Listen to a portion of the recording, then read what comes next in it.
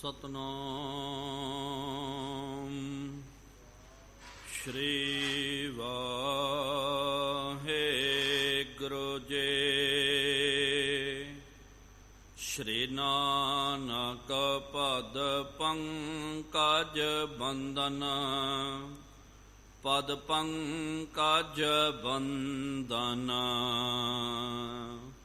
ਸਿਮੰ ਅਮਰ ਦਾਸ ਗੁਰ ਵਾਂ, ਹਿਰਦੈ ਧਿਆਵਾਂ। ਸ਼੍ਰੀ ਗੁਰ ਰਾਮਦਾਸ ਗੁਣ ਗਾਵਾਂ।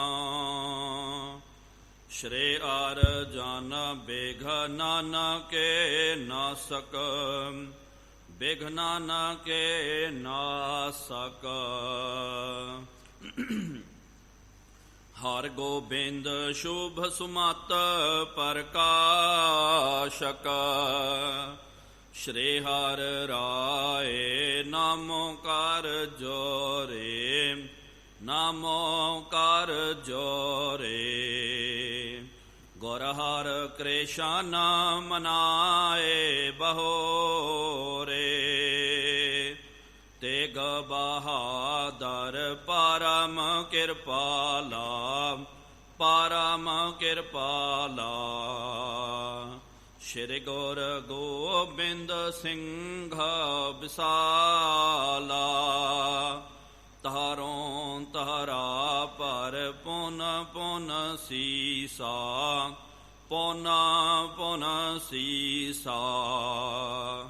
ਬੰਦਾਂ ਬਾਰ ਬਾਰ ਜਗਦੀਸ਼ਾ, ਜਿਸ ਮਹਿ ਅੰਮ੍ਰਿਤ ਗਿਆਨ ਹੈ, ਮਾਣਿਕ ਭਗਤ ਵੈਰਾਗਾ। ਸ਼੍ਰੀ ਗੁਰੂ ਗ੍ਰੰਥ ਸਾਹਿਬ ਬੰਦਾਂ ਕਰ ਅਨੁਰਾਗ। ਏਕੰਕਾਰ ਸਤਿਗੁਰੂ ਤਹਿ ਪ੍ਰਸਾਦ ਸੱਚ ਹੋਏ। ਵਾਹਿਗੁਰੂ ਜੀ ਕੀ ਫਤਿਹ। ਵਿਘਨ ਵਿਨਾਸ਼ਨ ਸੋਏ। ਵਾਹਿਗੁਰੂ ਜੀ ਕੀ ਫਤਿਹ। ਵਿਘਨ ਵਿਨਾਸ਼ਨ ਸੋਏ। ਸਤਨਾਮ ਸ਼੍ਰੀ ਵਾਹਿਗੁਰੂ ਸਾਹਿਬ ਜੀ। ਸਵਈਆ ਬੰਦ ਨ ਹੋਤ ਸੁਨੇ ਉਪਦੇਸ਼, ਹਿਰਦੇ ਬਸ ਜਾਹੇ ਕਰੇ ਅਭਿਨੰਦਨ। ਨੰਦਨ ਫੇਰ ਸੁਸ਼ੰਦ ਬਿਲੰਦ, ਬਿਲੋਚਨ ਸੁੰਦਰਤਾ ਅਰ ਬਿੰਦਨ। ਬਿੰਦ ਨ ਮੰਦ ਬਿਕਾਰ ਰਹੈ, ਤਮ ਬ੍ਰਿੰਦ ਦਿਨਿੰਦ ਮਨਿੰਦ ਨਿਕੰਦਨ। ਕੰਦ ਆਨੰਦ ਮੁਕੰਦ ਭਜੋ, ਗੁਰ ਅੰਗਦ ਚੰਦ ਸਦਾ ਕਰ ਬੰਦਨ। ਬੰਦ ਨ ਹੋਤ ਸੁਨੇ ਉਪਦੇਸ਼, ਹਿਰਦੇ ਬਸ ਜਾਹੇ ਕਰੇ ਅਭਿਨੰਦਨ।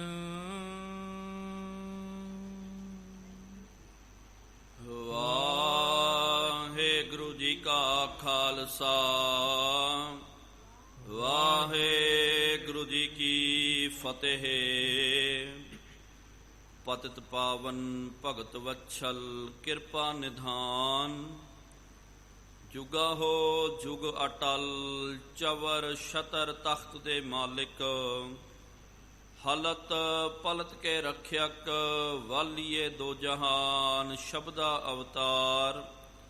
ਸ਼ਬਦ ਗੁਰੂ ਧੰਨ ਧੰਨ ਸਾਹਿਬ ਸ੍ਰੀ ਗੁਰੂ ਗ੍ਰੰਥ ਸਾਹਿਬ ਜੀਓ ਮਹਾਰਾਜ, ਜਿਨ੍ਹਾਂ ਸਤਿਗੁਰੂ ਸੱਚੇ ਪਾਤਸ਼ਾਹ ਜੀ ਮਹਾਰਾਜ ਜੀਆਂ ਦੀ ਪਾਵਨ ਪਵਿੱਤਰ ਹਾਜ਼ੂਰੀ ਅੰਦਰ, ਸਾਹਿਬਾਂ ਦੇ ਪਾਵਨ ਅਸਥਾਨ ਤਖਤ ਸੱਚਖੰਡ ਸ੍ਰੀ ਹਜ਼ੂਰ ਸ਼੍ਰੀ ਅਬਚਲ ਨਗਰ ਸਾਹਿਬ ਜੀ ਵਿਖੇ ਜੁੜ ਬੈਠੀ ਗੁਰੂ ਪਿਆਰੀ ਗੁਰੂ ਸਵਾਰੀ ਸਾਧ ਸੰਗਤ ਜੀਓ, ਤਖਤ ਸਾਹਿਬ ਜੀ ਦੀ ਨਿਤ ਮਰਿਆਦਾ ਨਿਤਨੇਮ ਅਨੁਸਾਰ ਸ਼ਾਮਾਂ ਦੇ ਦੀਵਾਨ ਸਜ ਰਹੇ ਹਨ। ਸਜੇ ਹੋਏ ਪਾਵਨ ਦੀਵਾਨਾਂ ਦੇ ਵਿੱਚ ਗੁਰ ਇਤਿਹਾਸ ਦੀਆਂ ਕਥਾ ਵਿਚਾਰਾਂ ਸਰਵਣ ਕਰਨ ਦੇ ਲਈ ਆਪ ਸੰਗਤਾਂ ਹਾਜ਼ਰੀਆਂ ਭਰ ਰਹੇ ਹੋ। ਵਡਭਾਗੇ ਹੋ ਆਪ ਜਿਨ੍ਹਾਂ ਨੂੰ ਸਤਿਗੁਰੂ ਸੱਚੇ ਪਾਤਸ਼ਾਹ ਜੀ ਮਹਾਰਾਜ ਜੀਆਂ ਦੀ ਪਾਵਨ ਸਤ ਸੰਗਤ ਕਰਨ ਦਾ ਸੁਭਾਗ ਅਵਸਰ ਪ੍ਰਾਪਤ ਹੋ ਰਿਹਾ ਹੈ। ਆਪ ਜੀਆਂ ਨੇ ਪਿਛਲੇ ਦੀਵਾਨਾਂ ਦੇ ਵਿੱਚ ਗੁਰ ਪ੍ਰਤਾਪ ਸੂਰਜ ਜੋ ਗ੍ਰੰਥ ਦੀ ਕਥਾ ਚੱਲ ਰਹੀ ਹੈ, ਇਹਦੇ ਆਰੰਭਕ ਜੋ ਮੰਗਲਾਚਰਨ ਹਨ, ਕਵੀ ਰਾਜ ਕਵੀ ਭਾਈ ਸੰਤੋਖ ਸਿੰਘ ਸਾਹਿਬ ਜੀਆਂ ਨੇ ਇਸ਼ਟ ਗੁਰੂ ਪਰਮਾਤਮਾ ਦਾ, ਵਿਦਿਆ ਦਾ, ਬਾਣੀ ਦਾ ਮੰਗਲ ਕਰਨਾ ਕੀਤਾ। ਉਸ ਤੋਂ ਬਾਅਦ ਦਸਾਂ ਪਾਤਸ਼ਾਹੀਆਂ ਗੁਰੂ ਨਾਨਕ ਦੇਵ ਜੀ ਮਹਾਰਾਜ ਜੀ ਤੋਂ ਲੈ ਕਰਕੇ ਗੁਰੂ ਗੋਬਿੰਦ ਸਿੰਘ ਸਾਹਿਬ ਜੀ ਮਹਾਰਾਜ ਜੀ ਪ੍ਰਿਅੰਤ ਤੱਕ ਕਵੀ ਰਾਜ ਜੀ ਨੇ ਵੱਖ-ਵੱਖ ਛੰਦਾਬੰਦੀ ਸ਼ਬਦਾਵਲੀ ਦੇ ਵਿੱਚ ਸਤਿਗੁਰੂ ਮਹਾਰਾਜ ਜੀ ਦੇ ਜਸ ਦੇ ਮੰਗਲ ਕਰਨੇ ਕੀਤੇ। ਇਸ ਤਹਿਤ ਆਪ ਜੀ ਨੇ ਕੱਲ ਦੇ ਦੀਵਾਨ ਦੇ ਵਿੱਚ ਗੁਰੂ ਨਾਨਕ ਦੇਵ ਜੀ ਮਹਾਰਾਜ ਜੀ ਦਾ ਮੰਗਲ ਸਰਵਣ ਕਰਨਾ ਕੀਤਾ ਸੀ। ਆਓ ਪਿਆਰਿਓ, ਕਵੀ ਰਾਜ ਹੁਣ ਦੂਜੇ ਪਾਤਸ਼ਾਹ ਔਰ ਤੀਜੇ ਚੌਥੇ ਪਾਤਸ਼ਾਹ ਜੀ ਮਹਾਰਾਜ ਜੀ ਦਾ ਜੋ ਮੰਗਲ ਕਰਦੇ ਹਨ, ਸਤਿਗੁਰੂ ਮਹਾਰਾਜ ਜੀ ਦਾ ਜੋ ਜਸ ਕਵੀ ਰਾਜ ਜੀ ਨੇ ਆਪਣੇ ਇਸ ਗ੍ਰੰਥ ਦੇ ਵਿੱਚ ਛੰਦਾਬੰਦੀ ਦੇ ਵਿੱਚ ਕਰਨਾ ਕੀਤਾ, ਉਹ ਕਥਾ ਆਪਾਂ ਸਰਵਣ ਕਰਨਾ ਕਰੀਏ। ਕੋਈ ਵੀ ਰਸਨਾ ਵਾਂਝੀ ਨਾ ਰਵੇ। ਸਤਿਗੁਰੂ ਮਹਾਰਾਜ ਜੀ ਦੇ ਦਰ ਤੇ ਕਰਵਾਉਂਦਿਆਂ ਹੋਇਆਂ ਪ੍ਰੇਮ ਤੇ ਸਤਿਕਾਰ ਸਹਿਤ ਉਚਾਰਨ ਕਰਨਾ ਕਰੋ ਜੀ। ਸਤਿਨਾਮ ਸ਼੍ਰੀ ਵਾਹਿਗੁਰੂ ਜੀ। ਫਿਰ ਇੱਕ ਵਾਰੀ ਉਚਾਰਨ ਕਰੋ ਜੀ। ਸਤਿਨਾਮ ਸ਼੍ਰੀ ਵਾਹਿਗੁਰੂ ਜੀ। ਸਤਿਨਾਮ ਸ਼੍ਰੀ ਵਾਹਿਗੁਰੂ ਸਾਹਿਬ ਜੀ। ਸਵਈਆ ਬੰਦ ਨਾ ਹੋਤ ਸੁਨੇ ਉਪਦੇਸ਼। ਕਵੀ ਰਾਜ ਕਵੀ ਭਾਈ ਸੰਤੋਖ ਸਿੰਘ ਸਾਹਿਬ ਜੀ ਨੇ ਸ੍ਰੀ ਗੁਰੂ ਅੰਗਦ ਦੇਵ ਜੀ ਮਹਾਰਾਜ ਜੀ ਦਾ ਸਵਈਏ ਦੇ ਵਿੱਚ ਇਹ ਮੰਗਲ ਕਰਨਾ ਕੀਤਾ। ਇਹ ਜਿਹੜਾ ਮੰਗਲ ਹੈ ਨਾ, ਇਹ ਸਵਈਏ ਦੇ ਵਿੱਚ ਆਪ ਜੀ ਦੇਖੋ ਕਿ ਬੰਦ, ਜ਼ਿਆਦਾ ਕਰਕੇ ਬੰਦ, ਨੰਦ, ਇਹ ਸ਼ਬਦ ਬਹੁਤ ਜ਼ਿਆਦਾ ਵਰਤਨੇ ਕੀਤੇ ਕਿ ਬੰਦ ਹੋ ਗਿਆ, ਨੰਦ ਹੋ ਗਿਆ, ਫਿਰ ਬਾਅਦ ਦੇ ਵਿੱਚ ਅਭਿਬੰਧਨ ਹੋ ਗਿਆ, ਤੇ ਇਸ ਤਰ੍ਹਾਂ ਬਿੰਦ ਹੋ ਗਿਆ, ਦਿਨਿੰਦ, ਨਿਕੰਦਨ, ਕੰਦ, ਆਨੰਦ, ਅੰਗਦ, ਬੰਧਨ। ਕਿਉਂਕਿ ਸਤਿਗੁਰੂ ਮਹਾਰਾਜ ਗੁਰੂ ਅੰਗਦ ਦੇਵ ਜੀ ਮਹਾਰਾਜ ਜੀ ਦਾ ਨਾਂ ਤਾਂ ਪਰਿਵਾਰ ਵਾਲਿਆਂ ਨੇ ਬਾਬਾ ਲਹਿਣਾ ਜੀ, ਉਹਨਾਂ ਦਾ ਇਹ ਪਿਛੋਕੜ ਨਾਮ ਹੈ। ਪਰਿਵਾਰ ਵਾਲਿਆਂ ਨੇ ਉਹਨਾਂ ਦਾ ਨਾਮ ਬਾਬਾ ਲਹਿਣਾ ਕਰਕੇ ਰੱਖਣਾ ਕੀਤਾ। ਲੇਕਿਨ ਸਤਿਗੁਰੂ ਗੁਰੂ ਨਾਨਕ ਦੇਵ ਜੀ ਮਹਾਰਾਜ ਜੀ ਦੀ ਸ਼ਰਨ ਦੇ ਵਿੱਚ ਆਏ ਤੇ ਆਪਣੇ ਅੰਗ ਦੇ ਨਾਲ ਲਾ ਕਰਕੇ ਮਹਾਰਾਜ ਜੀ ਨੇ ਉਹਨਾਂ ਨੂੰ ਇਹ ਤਖੱਲਸ ਦੇ ਦਿੱਤਾ ਕਿ ਅੱਜ ਤੋਂ ਬਾਅਦ ਆਪ ਜੀ ਲਹਿਣਾ ਨਹੀਂ, ਅੱਜ ਤੋਂ ਬਾਅਦ ਆਪ ਜੀ ਸਤਿਗੁਰੂ ਸ੍ਰੀ ਗੁਰੂ ਅੰਗਦ ਦੇਵ ਜੀ ਹੋਗੇ। ਤੇ ਅੰਗਦ ਜਿਹੜਾ ਸ਼ਬਦ ਹੈ ਨਾ, ਅੰਗਦ ਹੋ ਗਿਆ, ਤੇ ਅੰਗ ਐੜਾ ਐੜੇ ਨੂੰ ਟਿੱਪੀ ਹੈ, ਤੇ ਗੱਗਾ ਤੇ ਦੱਦਾ, ਤੇ ਫਿਰ ਦੱਦਾ ਅਖੀਰ ਦੇ ਵਿੱਚ ਆਇਆ। ਤੇ ਉਹੀ ਸ਼ਬਦ ਨੂੰ ਜਿਹੜਾ ਬਾਰ-ਬਾਰ ਉਸ ਤਰ੍ਹਾਂ ਦੇ ਸ਼ਬਦਾਵਲੀ ਨੂੰ ਕਵੀ ਰਾਜ ਜੀ ਨੇ ਆਪਣੀ ਇਸ ਛੰਦਾਬੰਦੀ ਦੇ ਵਿੱਚ ਬਾਰ-ਬਾਰ ਰਿਪੀਟ ਕਰਨਾ ਕੀਤਾ, ਦੁਹਰਾਉਣਾ ਕੀਤਾ। ਹੁਣ ਇਹ ਇੱਥੇ ਆਪਾਂ ਇਹਦੇ ਅਰਥਾਂ ਦੀ ਵਿਚਾਰ ਕਰੀਏ। ਬੰਦ ਨਾ ਹੋਤ ਸੁਨੇ ਉਪਦੇਸ਼, ਕਿ ਜਿਹੜਾ ਵੀ ਗੁਰੂ ਅੰਗਦ ਦੇਵ ਜੀ ਮਹਾਰਾਜ ਜੀ ਦਾ ਉਪਦੇਸ਼ ਸੁਣਦਾ ਭਾਈ, ਉਹਨੂੰ ਬੰਧਨ ਨਹੀਂ ਹੁੰਦੇ ਹਨ, ਉਹਦੀ ਬੰਦ ਖਲਾਸੀ ਹੋ ਜਾਂਦੀ ਹੈ, ਉਹ ਬੰਧਨਾਂ ਤੋਂ ਮੁਕਤ ਹੋ ਜਾਂਦਾ ਹੈ। ਹਿਰਦੇ ਬਸ ਜਾਹਿ ਕਰੇ ਅਭਿਨੰਦਨ। ਤੇ ਜਿਨ੍ਹਾਂ ਦੇ ਹਿਰਦੇ ਵਿੱਚ ਸਤਿਗੁਰੂ ਮਹਾਰਾਜ ਜੀ ਦਾ ਉਪਦੇਸ਼ ਹਿਰਦੇ ਦੇ ਵਿੱਚ ਵਸ ਜਾਵੇ ਤੇ ਸਾਰੇ ਉਹਨੂੰ ਅਭਿਵੰਦਨ ਕਰਦੇ ਹਨ, ਉਹਦੇ ਅੱਗੇ ਹੱਥ ਜੋੜਦੇ ਹਨ ਕਿ ਭਾਈ ਤੂੰ ਗੁਰੂ ਕਾ ਸਿੱਖ ਹੈ, ਤੂਨੇ ਸਤਿਗੁਰੂ ਮਹਾਰਾਜ ਜੀ ਦੇ ਸ਼ਬਦ ਨੂੰ ਹਿਰਦੇ ਵਿੱਚ ਧਾਰਨ ਕਰਨਾ ਕੀਤਾ। ਨੰਦਨ ਫੇਰ ਸੁਸ਼ੰਦ ਬਿਲੰਦ। ਹੁਣ ਫਿਰ ਆਇਆ ਨੰਦਨ। ਨੰਦਨ ਇੱਥੇ ਫੇਰ ਜਿਹੜਾ ਸ਼ਬਦ ਆਇਆ ਨਾ, ਇੱਥੇ ਰਰੇ ਦੇ ਥੱਲੇ ਪਿਆਰਿਓ ਔਂਕੜ ਲੱਗਿਆ ਹੋਇਆ ਹੈ। ਇਹ ਜਿਹੜਾ ਫੇਰ ਜਿਹੜਾ ਹੈ ਇੱਥੇ ਨਾਮ ਕਰਕੇ, ਨਾਮ ਦਾ ਇਹ ਵਾਚਕ ਹੈ, ਕਿਉਂਕਿ ਸ੍ਰੀ ਗੁਰੂ ਅੰਗਦ ਦੇਵ ਜੀ ਮਹਾਰਾਜ ਜੀ ਦੇ ਸਤਿਕਾਰਯੋਗ ਪਿਤਾ ਜੀ ਦਾ ਨਾਮ ਫੇਰੂਮਲ ਜੀ ਸੀ। ਫੇਰ ਵਸਾਇਆ ਫੇਰੂ ਆਣ ਸਤਿਗੁਰ ਖਾਡੂਰ, ਜਬ ਤਪ ਸੰਜਮ ਨਾਲ ਤੁਧ ਹੋਰ ਮੁੱਚ ਗਰੂਰ। ਉਹਨਾਂ ਦਾ ਨਾਮ ਜਿਹੜਾ ਸੀ ਫੇਰੂਮਲ। ਤੇ ਨੰਦਨ ਫੇਰੂ ਸੁਛੰਦ ਬਿਲੰਦ। ਤੇ ਸਤਿਗੁਰੂ ਗੁਰੂ ਅੰਗਦ ਦੇਵ ਜੀ ਮਹਾਰਾਜ ਕਿਨਾਂ ਦੇ ਨੰਦਨ ਹਨ? ਬਾਬਾ ਫੇਰੂਮਲ ਜੀ ਦੇ। ਤੇ ਸੁਛੰਦ ਬਿਲੰਦ, ਆਪਣੀ ਇੱਛਾ ਅਨੁਸਾਰ। ਸੁਛੰਦ ਦਾ ਮਤਲਬ ਕਿ ਆਪਣੀ ਇੱਛਾ ਅਨੁਸਾਰ, ਕੋਈ ਉਹਨਾਂ ਨੂੰ ਰੋਕ ਟੋਕ ਨਹੀਂ ਹੈ, ਕਿਸੇ ਦੀ ਕੋਈ ਦਖਲ ਅੰਦਾਜ਼ੀ ਨਹੀਂ ਹੈ, ਆਪਣੀ ਸੁਛੰਦਤਾ ਦੇ ਵਿੱਚ ਉਹ ਵਿਚਰਦੇ ਹਨ। ਬਿਲੋਚਨ ਸੁੰਦਰਤਾ ਅਰਬਿੰਦਨ। ਸਤਿਗੁਰੂ ਮਹਾਰਾਜ ਜੀ ਦੇ ਲੋਚਨ ਜਿਹੜੇ ਹਨ ਬਹੁਤ ਜ਼ਿਆਦੀ ਉਹਨਾਂ ਦੀ ਸੁੰਦਰਤਾ ਹੈ। ਕਿਸ ਤਰ੍ਹਾਂ ਉਹਨਾਂ ਦੀ ਸੁੰਦਰਤਾ ਹੈ? ਜਿਸ ਤਰ੍ਹਾਂ ਕਮਲ ਦਾ ਫੁੱਲ ਹੋਵੇ। ਬਿੰਦ ਨਾ ਮੰਦ ਬਿਕਾਰ ਰਹੈ। ਤੇ ਪੜ੍ਹ ਦੋ। ਤਮ ਬ੍ਰਿੰਦ ਦਿਨਿੰਦ ਮਨਿੰਦ ਨਿਕੰਦਨ। ਸਤਿਗੁਰੂ ਮਹਾਰਾਜ ਜੀ ਦਾ ਉਪਦੇਸ਼ ਜਿਹੜਾ ਵੀ ਆਪਣੇ ਹਿਰਦੇ ਵਿੱਚ ਧਾਰਨ ਕਰ ਲੈਂਦਾ, ਜਾਂ ਜਿਹੜੇ ਵੀ ਸਾਰੇ ਹਨ, ਤੇ ਇੱਥੇ ਜਿਹੜਾ ਸ਼ਬਦ ਆਇਆ ਬਿੰਦੂ, ਉਹਦੇ ਥੱਲੇ ਔਂਕੜ ਲੱਗਿਆ ਹੋਇਆ। ਉਹਦਾ ਮਤਲਬ ਹੁੰਦਾ ਕਿ ਬਿੰਦੂ। ਬਿੰਦੂ ਦਾ ਮਤਲਬ ਕਿ ਇੱਥੇ ਆਪਾਂ ਲਿਖਦੇ ਇੱਕ ਨਿੱਕੀ ਜੀ ਬਿੰਦ ਲਾਉਂਦੇ ਆ, ਕਿਉਂਕਿ ਗੁਰਬਾਣੀ ਜਦੋਂ ਆਪਾਂ ਪੜ੍ਹਦੇ ਆ, ਇੱਕ ਹੁੰਦੀ ਹੈ ਪਿਆਰਿਓ ਟਿੱਪੀ। ਟਿੱਪੀ ਜਿਹੜੀ ਹੁੰਦੀ ਹੈ ਉਹ ਵੱਡ ਆਕਾਰ ਦੀ ਹੁੰਦੀ ਹੈ, ਗੋਲ ਆਕਾਰ ਦੇ ਵਿੱਚ ਹੁੰਦੀ ਹੈ। ਤੇ ਇੱਕ ਹੁੰਦੀ ਹੈ ਬਿੰਦੀ। ਬਿੰਦੀ ਦਾ ਮਤਲਬ ਹੁੰਦਾ ਸਿਰਫ ਆਪਾਂ ਪੈਨ ਦੇ ਨਾਲ ਜਾਂ ਕਲਮ ਦੇ ਨਾਲ ਉਹਨੂੰ ਇੱਕ ਟਿਕ ਮਾਰਦੇ ਆ, ਉਹਨੂੰ ਸਿਰਫ ਥੱਲੇ ਲਾ ਕਰਕੇ ਕਾਗਜ਼ ਦੇ ਉੱਤੇ, ਉਹਦਾ ਹੀ ਉਹ ਬਿੰਦ ਬਣ ਜਾਂਦਾ। ਤੇ ਕਹਿਣ ਦਾ ਭਾਵ ਹੈ ਬਿੰਦ ਨਾ ਮੰਦ ਬੇਕਾਰ ਰਹਿ। ਜਿਨ੍ਹਾਂ ਨੇ ਸਤਿਗੁਰੂ ਗੁਰੂ ਅੰਗਦ ਦੇਵ ਜੀ ਮਹਾਰਾਜ ਜੀ ਦੀ ਬਾਣੀ ਮਨ ਵਿੱਚ ਵਸਾਉਣੀ ਕੀਤੀ ਹੈ, ਤੇ ਜਿਹੜੀ ਬਿੰਦੀ ਜਿਹੜੀ ਹੁੰਦੀ ਹੈ ਬਹੁਤ ਨਿੱਕੀ ਹੁੰਦੀ ਹੈ, ਬਹੁਤ ਛੋਟੀ ਹੁੰਦੀ, ਤੇ ਕਾਗਜ਼ ਦੇ ਉੱਤੇ ਉਹ ਜ਼ਿਆਦਾ ਕਰਕੇ ਕਈ ਵਾਰੀ ਤਾਂ ਨਜ਼ਰ ਵੀ ਨਹੀਂ ਆਉਂਦੀ ਹੈ। ਇਸ ਤਰ੍ਹਾਂ ਕਹਿੰਦੇ ਕਿ ਮਹਾਰਾਜ ਜੀ ਦੀ ਬਾਣੀ ਜਿਨ੍ਹਾਂ ਨੇ ਹਿਰਦੇ ਵਿੱਚ ਵਸਾਉਣਾ ਕੀਤਾ, ਤੇ ਬਿੰਦ ਮਾਤਰ ਵੀ, ਰੱਤਾ ਮਾਤਰ ਵੀ ਇਹੋ ਜਿਹੇ ਗੁਰੂ ਕੇ ਪਿਆਰੇ, ਗੁਰੂ ਕੇ ਸਿੱਖਾਂ ਦੇ ਮਨ ਦੇ ਵਿੱਚ ਵਿਕਾਰ ਨਹੀਂ ਰਹਿ ਜਾਂਦਾ। ਬ੍ਰਿੰਦ ਦਿਨਿੰਦ ਮਨਿੰਦ ਨਿਕੰਦਨ।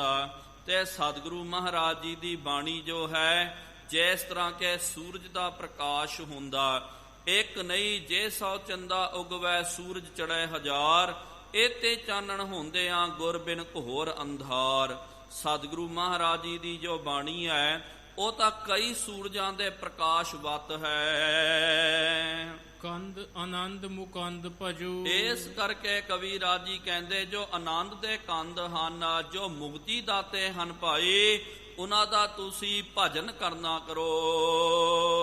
ਗੁਰ ਅੰਗਦ ਚੰਦ ਸਦਾ ਕਰ ਬੰਧਨ। ਉਹ ਕੌਣ ਹਨ? ਸ੍ਰੀ ਗੁਰੂ ਅੰਗਦ ਦੇਵ ਜੀ ਮਹਾਰਾਜ, ਜੋ ਚੰਦਰਮਾ ਦੇ ਵੱਤ ਹੈ। ਸਦਾ ਸਤਿਗੁਰੂ ਮਹਾਰਾਜ ਜੀ ਦੇ ਚਰਨਾਂ ਦੇ ਉੱਤੇ ਨਮਸਕਾਰ ਕਰਨੀ ਚਾਹੀਦੀ ਹੈ, ਬੰਧਨ ਕਰਨਾ ਚਾਹੀਦਾ। ਛਪੈ ਅਮਰ ਅਲੰਬ ਕਰ ਜਾਹੇ, ਸਮਰ ਜੈ ਪਾਵਹਿ ਅਰ ਹਰ। ਤੇ ਹੁਣ ਆ ਜਿਹੜਾ ਅਗਲਾ ਛਪੈ ਛੰਦ ਦੇ ਵਿੱਚ, ਤੀਜੇ ਪਾਤਸ਼ਾਹ ਭੱਲੇ ਅਮਰਦਾਸ ਗੁਣ ਤੇਰੇ, ਤੇਰੀ ਉਪਮਾ ਤੋਹੇ ਬਣ ਆਵੈ। ਤੀਜੇ ਪਾਤਸ਼ਾਹ ਭੱਲੇ ਸਤਿਗੁਰੂ ਸ੍ਰੀ ਗੁਰੂ ਅਮਰਦਾਸ ਜੀ ਮਹਾਰਾਜ ਜੀ ਦਾ ਮੰਗਲ ਕਰਨਾ ਕੀਤਾ। ਤੇ ਆ ਜਿਹੜਾ ਸ਼ਬਦ ਹੈ ਇਹਦੇ ਵਿੱਚ ਪਿਆਰਿਓ ਹਰੀ ਸ਼ਬਦ ਜਿਹੜਾ ਹੈ ਇਹ ਬਾਰ-ਬਾਰ ਆਵੇਗਾ, ਹਰੀ ਸ਼ਬਦ।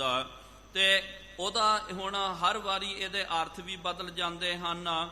ਅਮਰ ਅਲੰਬ ਕਰ ਜਾਹੇ, ਸਤਿਗੁਰੂ ਮਹਾਰਾਜ ਜੀ ਦਾ ਨਾਮ ਵੀ ਅਮਰਦਾਸ ਹੈ, ਲੇਕਿਨ ਇੱਥੇ ਅਮਰ ਦਾ ਮਤਲਬ ਹੈ ਕਿ ਜਿਹੜੇ ਦੇਵਤੇ ਹਨ, ਦੇਵਤਿਆਂ ਨੇ ਜਿਨ੍ਹਾਂ ਦਾ ਆਸਰਾ ਲੈ ਕਰਕੇ ਵੱਡੇ ਵੱਡੇ ਜੋ ਦੈਂਤ ਹਨ, ਤੇ ਉਹਨਾਂ ਦਾ ਖਾਤਮਾ ਕਰਨਾ ਕੀਤਾ। ਭਾਵ ਕਿ ਜਿਹੜੇ ਦੇਵਤਿਆਂ ਨੇ ਸ੍ਰੀ ਗੁਰੂ ਅਮਰਦਾਸ ਜੀ ਮਹਾਰਾਜ ਜੀ ਦੇ ਚਰਨਾਂ ਦਾ ਓਟ, ਚਰਨਾਂ ਦਾ ਆਸਰਾ ਲੈ ਕਰਕੇ ਵੱਡੇ ਵੱਡੇ ਜੋ ਦੈਤ ਸਨ, ਰਾਖਸ਼ ਸਨ, ਰਾਖਸ਼ ਬਿਰਤੀ ਵਾਲੇ ਲੋਕ ਸਨ, ਉਹਨਾਂ ਦੇ ਨਾਲ ਜੰਗ ਕਰਕੇ ਉਹਨਾਂ ਨੂੰ ਹਰਾ ਦਿੱਤਾ ਹੈ, ਭਜਾ ਦਿੱਤਾ ਹੈ। ਹਰ ਨਿਤ ਲਾਵਹਿ ਧਿਆਨ। ਹੁਣ ਅੱਗੇ ਦੱਸਦੇ ਹਨ ਹਰ ਨਿਤ ਲਾਵਹਿ ਧਿਆਨ। ਹਰੀ ਦਾ ਭਾਵ ਕਿ ਉਹ ਜੋ ਪਰਮਾਤਮਾ ਜੋ ਭਗਵਾਨ ਹੈ, ਭਗਵਾਨ ਰੋਜ਼ ਭਾਵ ਕਿ ਸ਼ਿਵ ਜੀ ਭਗਵਾਨ ਸ੍ਰੀ ਗੁਰੂ ਅਮਰਦਾਸ ਜੀ ਮਹਾਰਾਜ ਜੀ ਦਾ ਨਿਤ ਧਿਆਨ ਧਾਰਨ ਕਰਦੇ ਹਨ।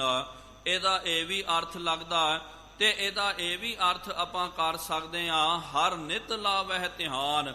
ਸ੍ਰੀ ਗੁਰੂ ਅਮਰਦਾਸ ਜੀ ਮਹਾਰਾਜ ਨਿਤ ਹਰੀ ਪਰਮਾਤਮਾ ਦੇ ਚਰਨਾਂ ਦੇ ਨਾਲ ਵਾਹਿਗੁਰੂ ਦੇ ਚਰਨਾਂ ਦਾ ਧਿਆਨ ਧਾਰਨ ਕਰਦੇ ਹਨ।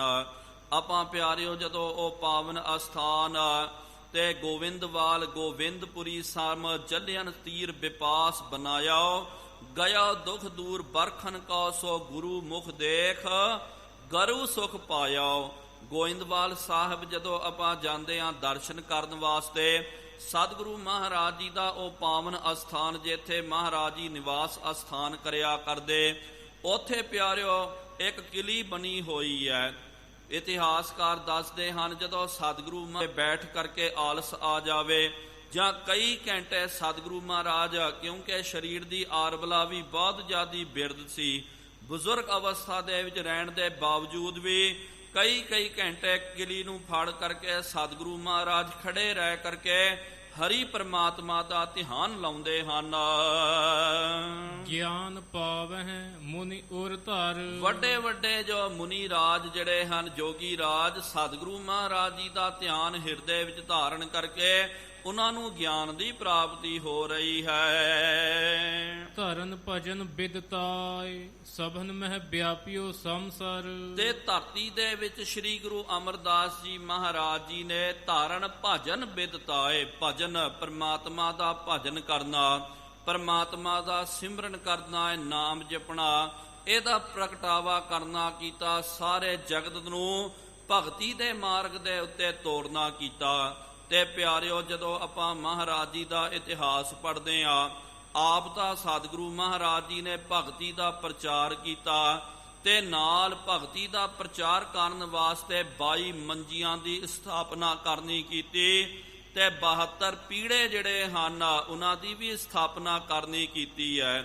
ਤੇ ਇਹਨਾਂ ਦੀ ਆਈ ਡਿਊਟੀ ਸੀ ਕਿ ਭਾਈ ਉਸ ਵੇਲੇ ਹਿੰਦੁਸਤਾਨ 22 ਸੂਬਿਆਂ ਦੇ ਵਿੱਚ ਵੰਡਿਆ ਹੋਇਆ ਸੀ। ਹਿੰਦੁਸਤਾਨ ਦੇ ਵਿੱਚ 22 ਸੂਬੇ ਸਨ। ਇੱਕ ਮੰਜੀਦਾਰ ਦੀ ਇਹ ਮਹਾਰਾਜ ਜੀ ਨੇ ਡਿਊਟੀ ਲਾ ਦਿੱਤੀ ਹੈ ਕਿ ਤੂੰ ਆਪਣੇ ਸੂਬੇ ਦੇ ਵਿੱਚ, ਆਪਣੇ ਇਲਾਕੇ ਦੇ ਵਿੱਚ ਤੂੰ ਨੇ ਗੁਰਸਿੱਖੀ ਦਾ ਪ੍ਰਚਾਰ ਕਰਨਾ, ਭਗਤੀ ਦਾ ਪ੍ਰਚਾਰ ਕਰਨਾ। ਉਹਨਾਂ ਦੇ ਹੇਠ ਕਈ ਪੀੜੇਦਾਰ ਜਿਹੜੇ ਸਨ ਉਹਨਾਂ ਨੂੰ ਨਿਯੁਕਤ ਕਰਨਾ ਕੀਤਾ ਕਿ ਤੁਸੀਂ ਅੱਗੇ ਪ੍ਰਚਾਰਕ ਬਣ ਕਰਕੇ ਸਿੱਖੀ ਦਾ ਪ੍ਰਚਾਰ ਕਰਨਾ ਹੈ, ਭਗਤੀ ਦਾ ਪ੍ਰਚਾਰ ਕਰਨਾ।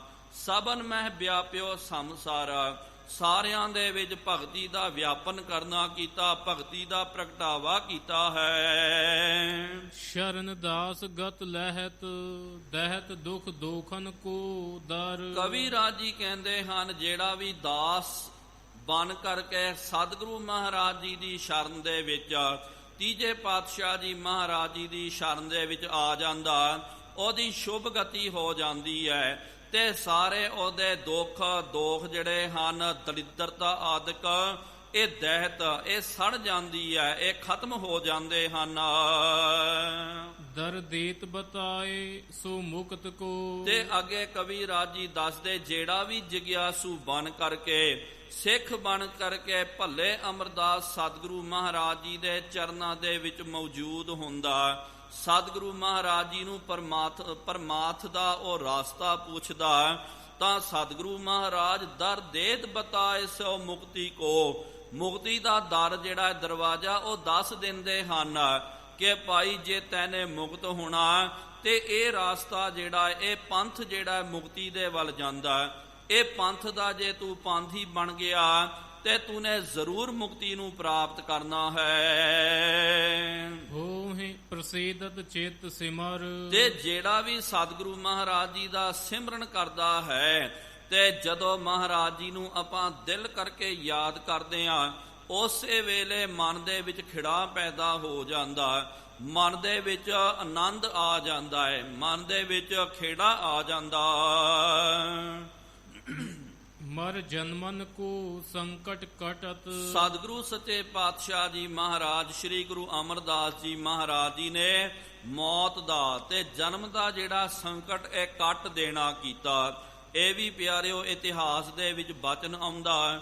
ਸਤਿਗੁਰੂ ਸੱਚੇ ਪਾਤਸ਼ਾਹ ਤੀਜੇ ਪਾਤਸ਼ਾਹ ਜੀ ਮਹਾਰਾਜ ਜਦੋਂ ਤੱਕ ਪਿਆਰਿਓ ਗੋਇੰਦਵਾਲ ਸਾਹਿਬ ਜੀ ਦੇ ਵਿੱਚ ਸਰੀਰ ਕਰਕੇ ਮੌਜੂਦ ਸੀ, ਉਦੋਂ ਤੱਕ ਉਹਨਾਂ ਵਰਿਆਂ ਤੱਕ ਪਿਆਰਿਓ ਕੋਈ ਵੀ ਮਾਤਾ ਪਿਤਾ ਦੇ ਅੱਗੇ ਉਹਨਾਂ ਦਾ ਬੱਚਾ ਜਿਹੜਾ ਚਲਾਣਾ ਨਹੀਂ ਕਰਨਾ ਕੀਤਾ।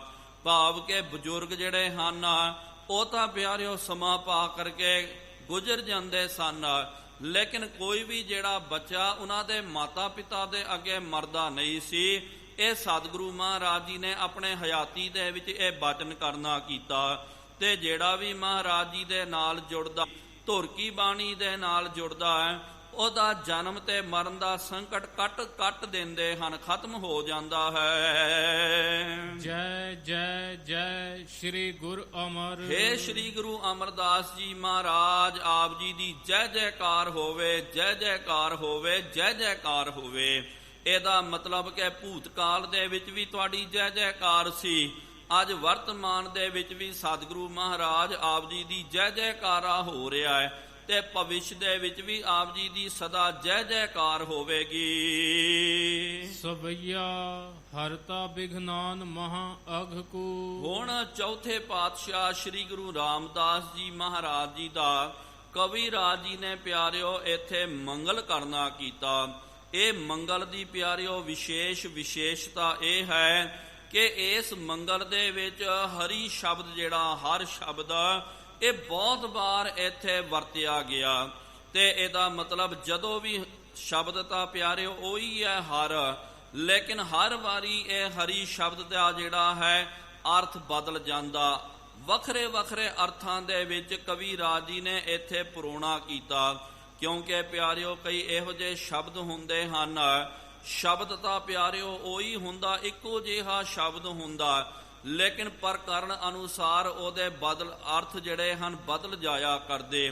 ਕਈ ਵਾਰੀ ਕੋਈ ਸ਼ਬਦ ਇਹੋ ਜਿਹੇ ਹੁੰਦੇ ਹਨ ਜਦੋਂ ਆਪਾਂ ਉਹਨਾਂ ਦੀ ਵਿਆਖਿਆ ਕਰਦੇ ਹਾਂ, ਬਹੁਤ ਸਾਰੇ ਆਪਾਂ ਜਦੋਂ ਭਾਸ਼ਾ ਕੋਸ਼ ਪੜਾਂਗੇ ਤਾਂ ਕਰਕੇ ਡਿਕਸ਼ਨਰੀ ਜਦੋਂ ਪੜਾਂਗੇ ਤਾਂ ਆਪਾਂ ਨੂੰ ਪਤਾ ਲੱਗੇਗਾ ਕਿ ਭਾਈ ਸ਼ਬਦ ਤਾਂ ਉਹੀ ਹੈ, ਉਹਦੇ ਕਈ ਅਰਥ ਬਣ ਗਏ।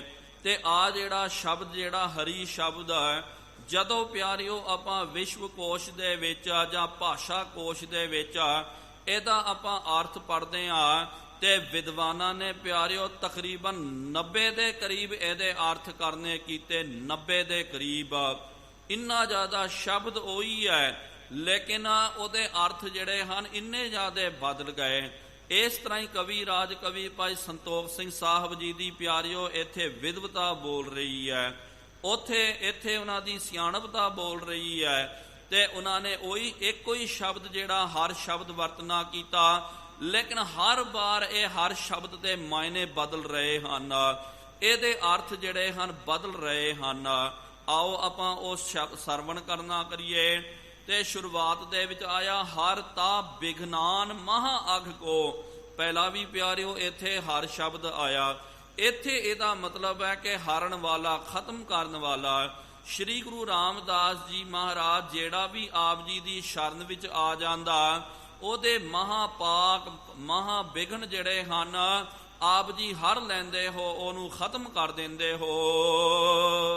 ਉਰ ਆਤਮ ਗਿਆਨ ਪ੍ਰਕਾਸ਼ਤ ਜਿਉ ਹਰ। ਤੇ ਉਹਨਾਂ ਦੇ ਹਿਰਦੇ ਦੇ ਵਿੱਚ ਆਤਮਿਕ ਗਿਆਨ ਦਾ ਪ੍ਰਕਾਸ਼ ਹੋ ਜਾਂਦਾ ਹੈ। ਇਹ ਆਤਮਿਕ ਗਿਆਨ ਦਾ ਪ੍ਰਕਾਸ਼ ਕਿਸ ਤਰ੍ਹਾਂ ਹੁੰਦਾ? ਹਰ ਦੇ ਵਾਂਗੂ। ਪਹਿਲੇ ਵਾਰੀ ਹਰ ਆਇਆ, ਉਹਦਾ ਅਰਥ ਸੀ ਕਿ ਹਰਤਾ ਹਰਨ ਵਾਲਾ। ਹੁਣ ਦੂਜੀ ਵਾਰੀ ਹਰ ਆਇਆ ਤੇ ਇੱਥੇ ਹਰ ਦਾ ਅਰਥ ਬਦਲ ਗਿਆ। ਹਰ ਦਾ ਇੱਕ ਇਹ ਵੀ ਅਰਥ ਲੱਗਦਾ ਸੂਰਜ। ਜਿਸ ਤਰ੍ਹਾਂ ਕਿ ਪਿਆਰਿਓ ਸੂਰਜ ਜਦੋਂ ਚੜ੍ਹਦਾ ਨਾ ਆਕਾਸ਼ ਦੇ ਵਿੱਚ, ਤੇ ਉਸ ਵੇਲੇ ਧਰਤੀ ਦਾ ਸਾਰਾ ਅੰਧਕਾਰ ਜਿਹੜਾ ਖਤਮ ਹੋ ਜਾਂਦਾ ਹੈ। ਪਤਾ ਨਹੀਂ ਲੱਗਦਾ ਕਿ ਭਾਈ ਅੰਧਕਾਰ ਕਿੱਥੇ ਚੱਲ ਗਿਆ, ਸਾਰੇ ਧਰਤੀ ਦੇ ਵਿੱਚ ਪ੍ਰਕਾਸ਼ ਹੀ ਪ੍ਰਕਾਸ਼ ਹੋ ਜਾਂਦਾ ਹੈ।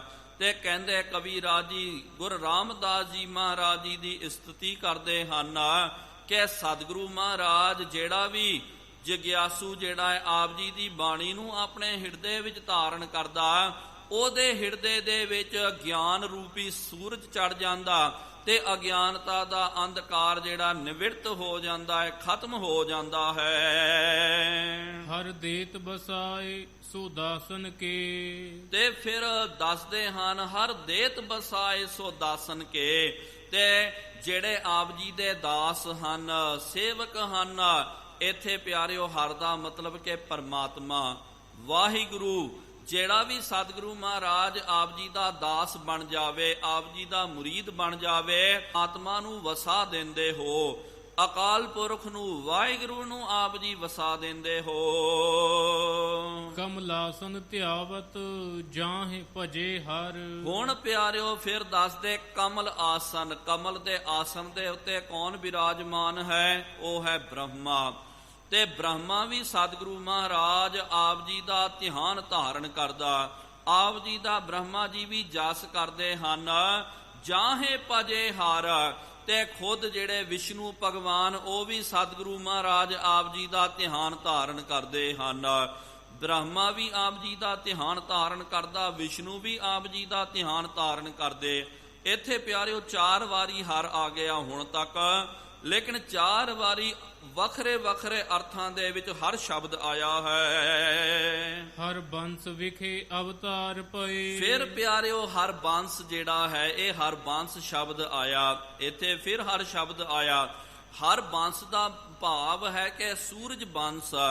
ਹੁਣ ਦ੍ਰਿਸ਼ਟਾਂਤ ਦਿੰਦੇ ਹਨ, ਜਿਸ ਤਰ੍ਹਾਂ ਕਿ ਤ੍ਰੇਤਾ ਯੁੱਗ ਦੇ ਵਿੱਚ ਸੂਰਜ ਬੰਸ਼ ਦੇ ਵਿੱਚ ਅਵਤਾਰ ਕਿਹਨਾਂ ਨੇ ਧਾਰਨ ਕਰਨਾ ਕੀਤਾ? ਜਿਨ੍ਹਾਂ ਨੂੰ ਆਪਾਂ ਰਾਮਚੰਦਰ ਜੀ ਬੋਲਦੇ ਹਾਂ। ਰਾਮਚੰਦਰ ਜੀ ਜਿਹੜੇ ਹਨ ਸੂਰਜਵੰਸ਼ੀ ਸਨ, ਸਨੌਡ ਬੰਸੀ।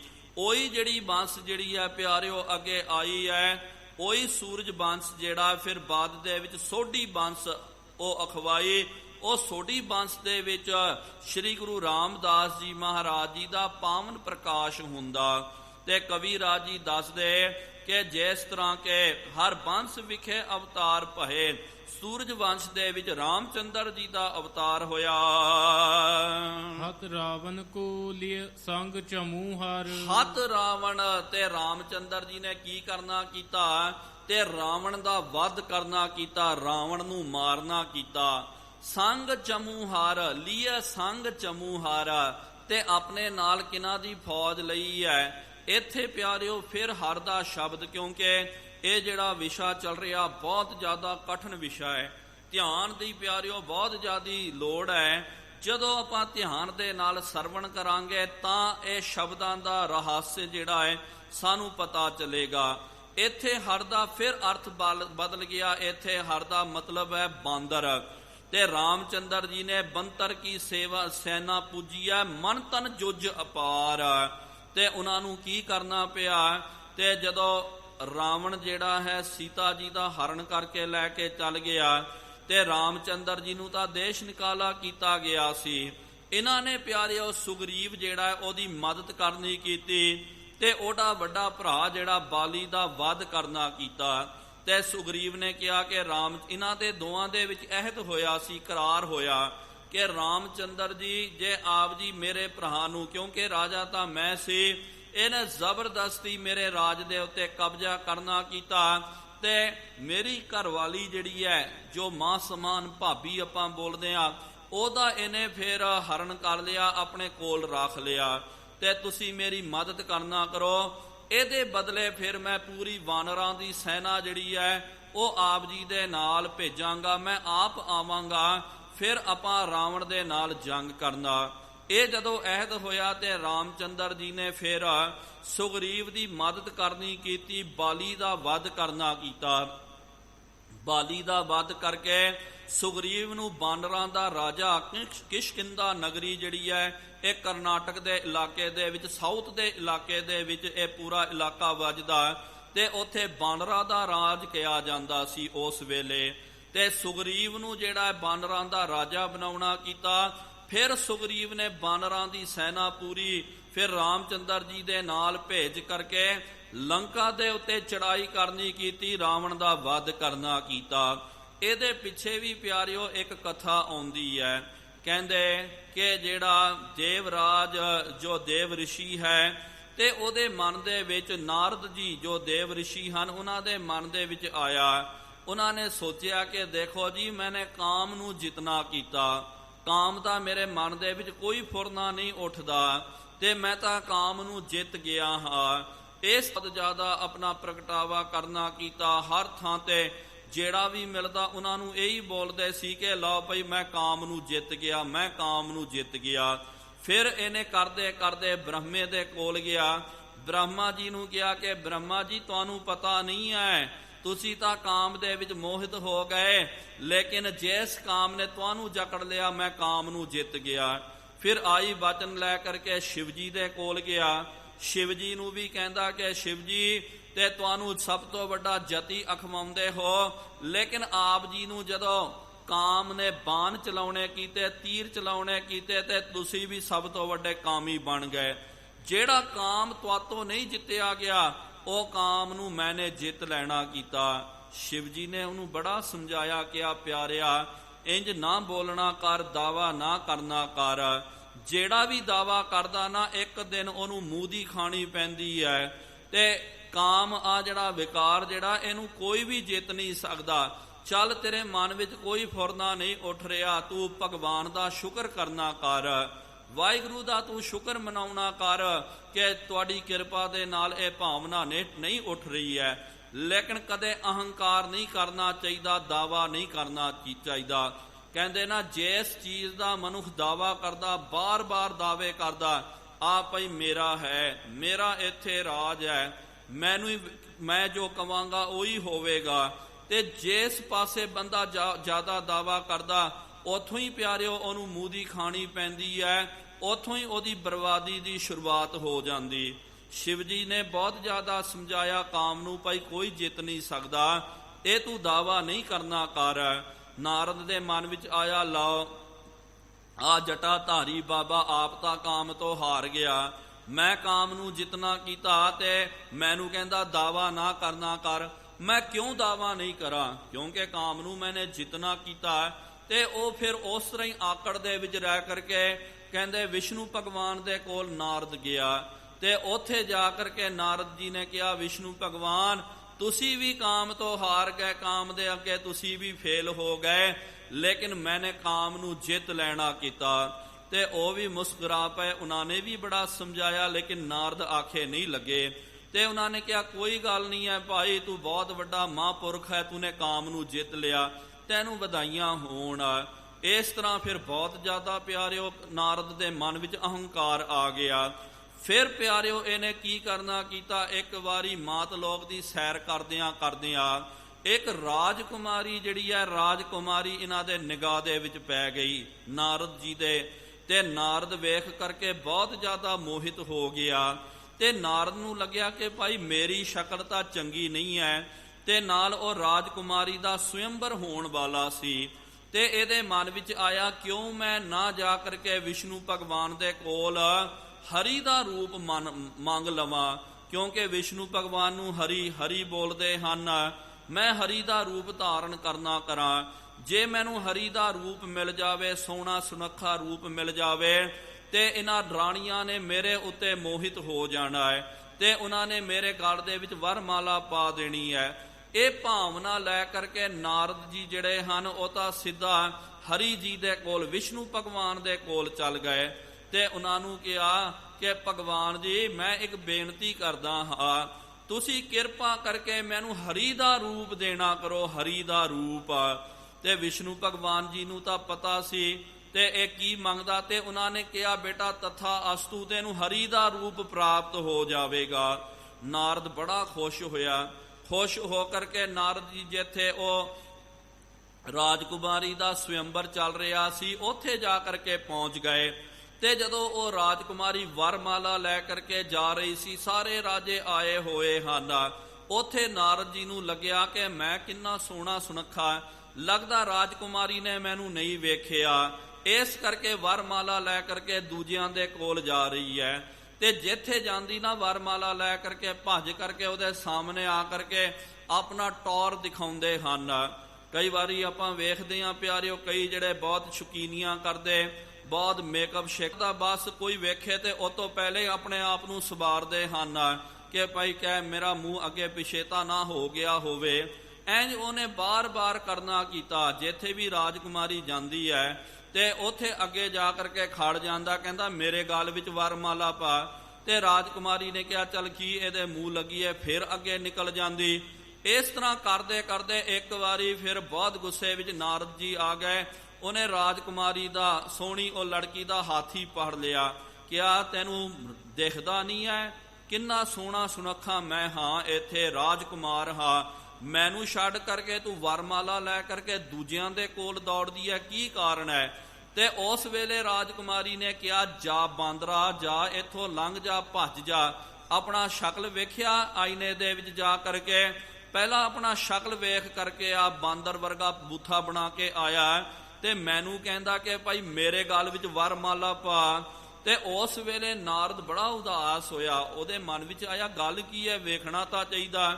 ਤੇ ਤੁਰੰਤ ਕਹਿੰਦੇ ਉਥੋਂ ਭੱਜ ਕਰਕੇ ਤੇ ਜਿੱਥੇ ਪਾਣੀ ਸੀ ਨਾ, ਪਾਣੀ ਦੇ ਵਿੱਚ ਇਹਨਾਂ ਨੇ ਆਪਣਾ ਰੂਪ ਜਿਹੜਾ ਹੈ ਤੱਕਣਾ ਕੀਤਾ, ਵੇਖਣਾ ਕੀਤਾ। ਜਦੋਂ ਪਿਆਰਿਓ ਪਾਣੀ ਦੇ ਵਿੱਚ ਵੇਖਿਆ ਤੇ ਉਹਨਾਂ ਨੂੰ ਬਾਂਦਰ ਦਾ ਰੂਪ ਨਜ਼ਰ ਆਇਆ।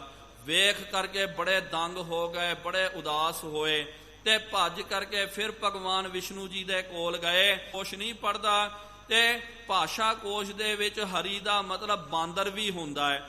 ਤੂੰ ਨੇ ਕਿਹਾ ਮੈਨੂੰ ਹਰੀ ਦਾ ਰੂਪ ਦੇ, ਮੈਂ ਤੈਨੂੰ ਕਿਹਾ ਤਥਾਸਤੂ, ਤੈਨੂੰ ਹਰੀ ਦਾ ਰੂਪ ਦੇ ਦਿੱਤਾ।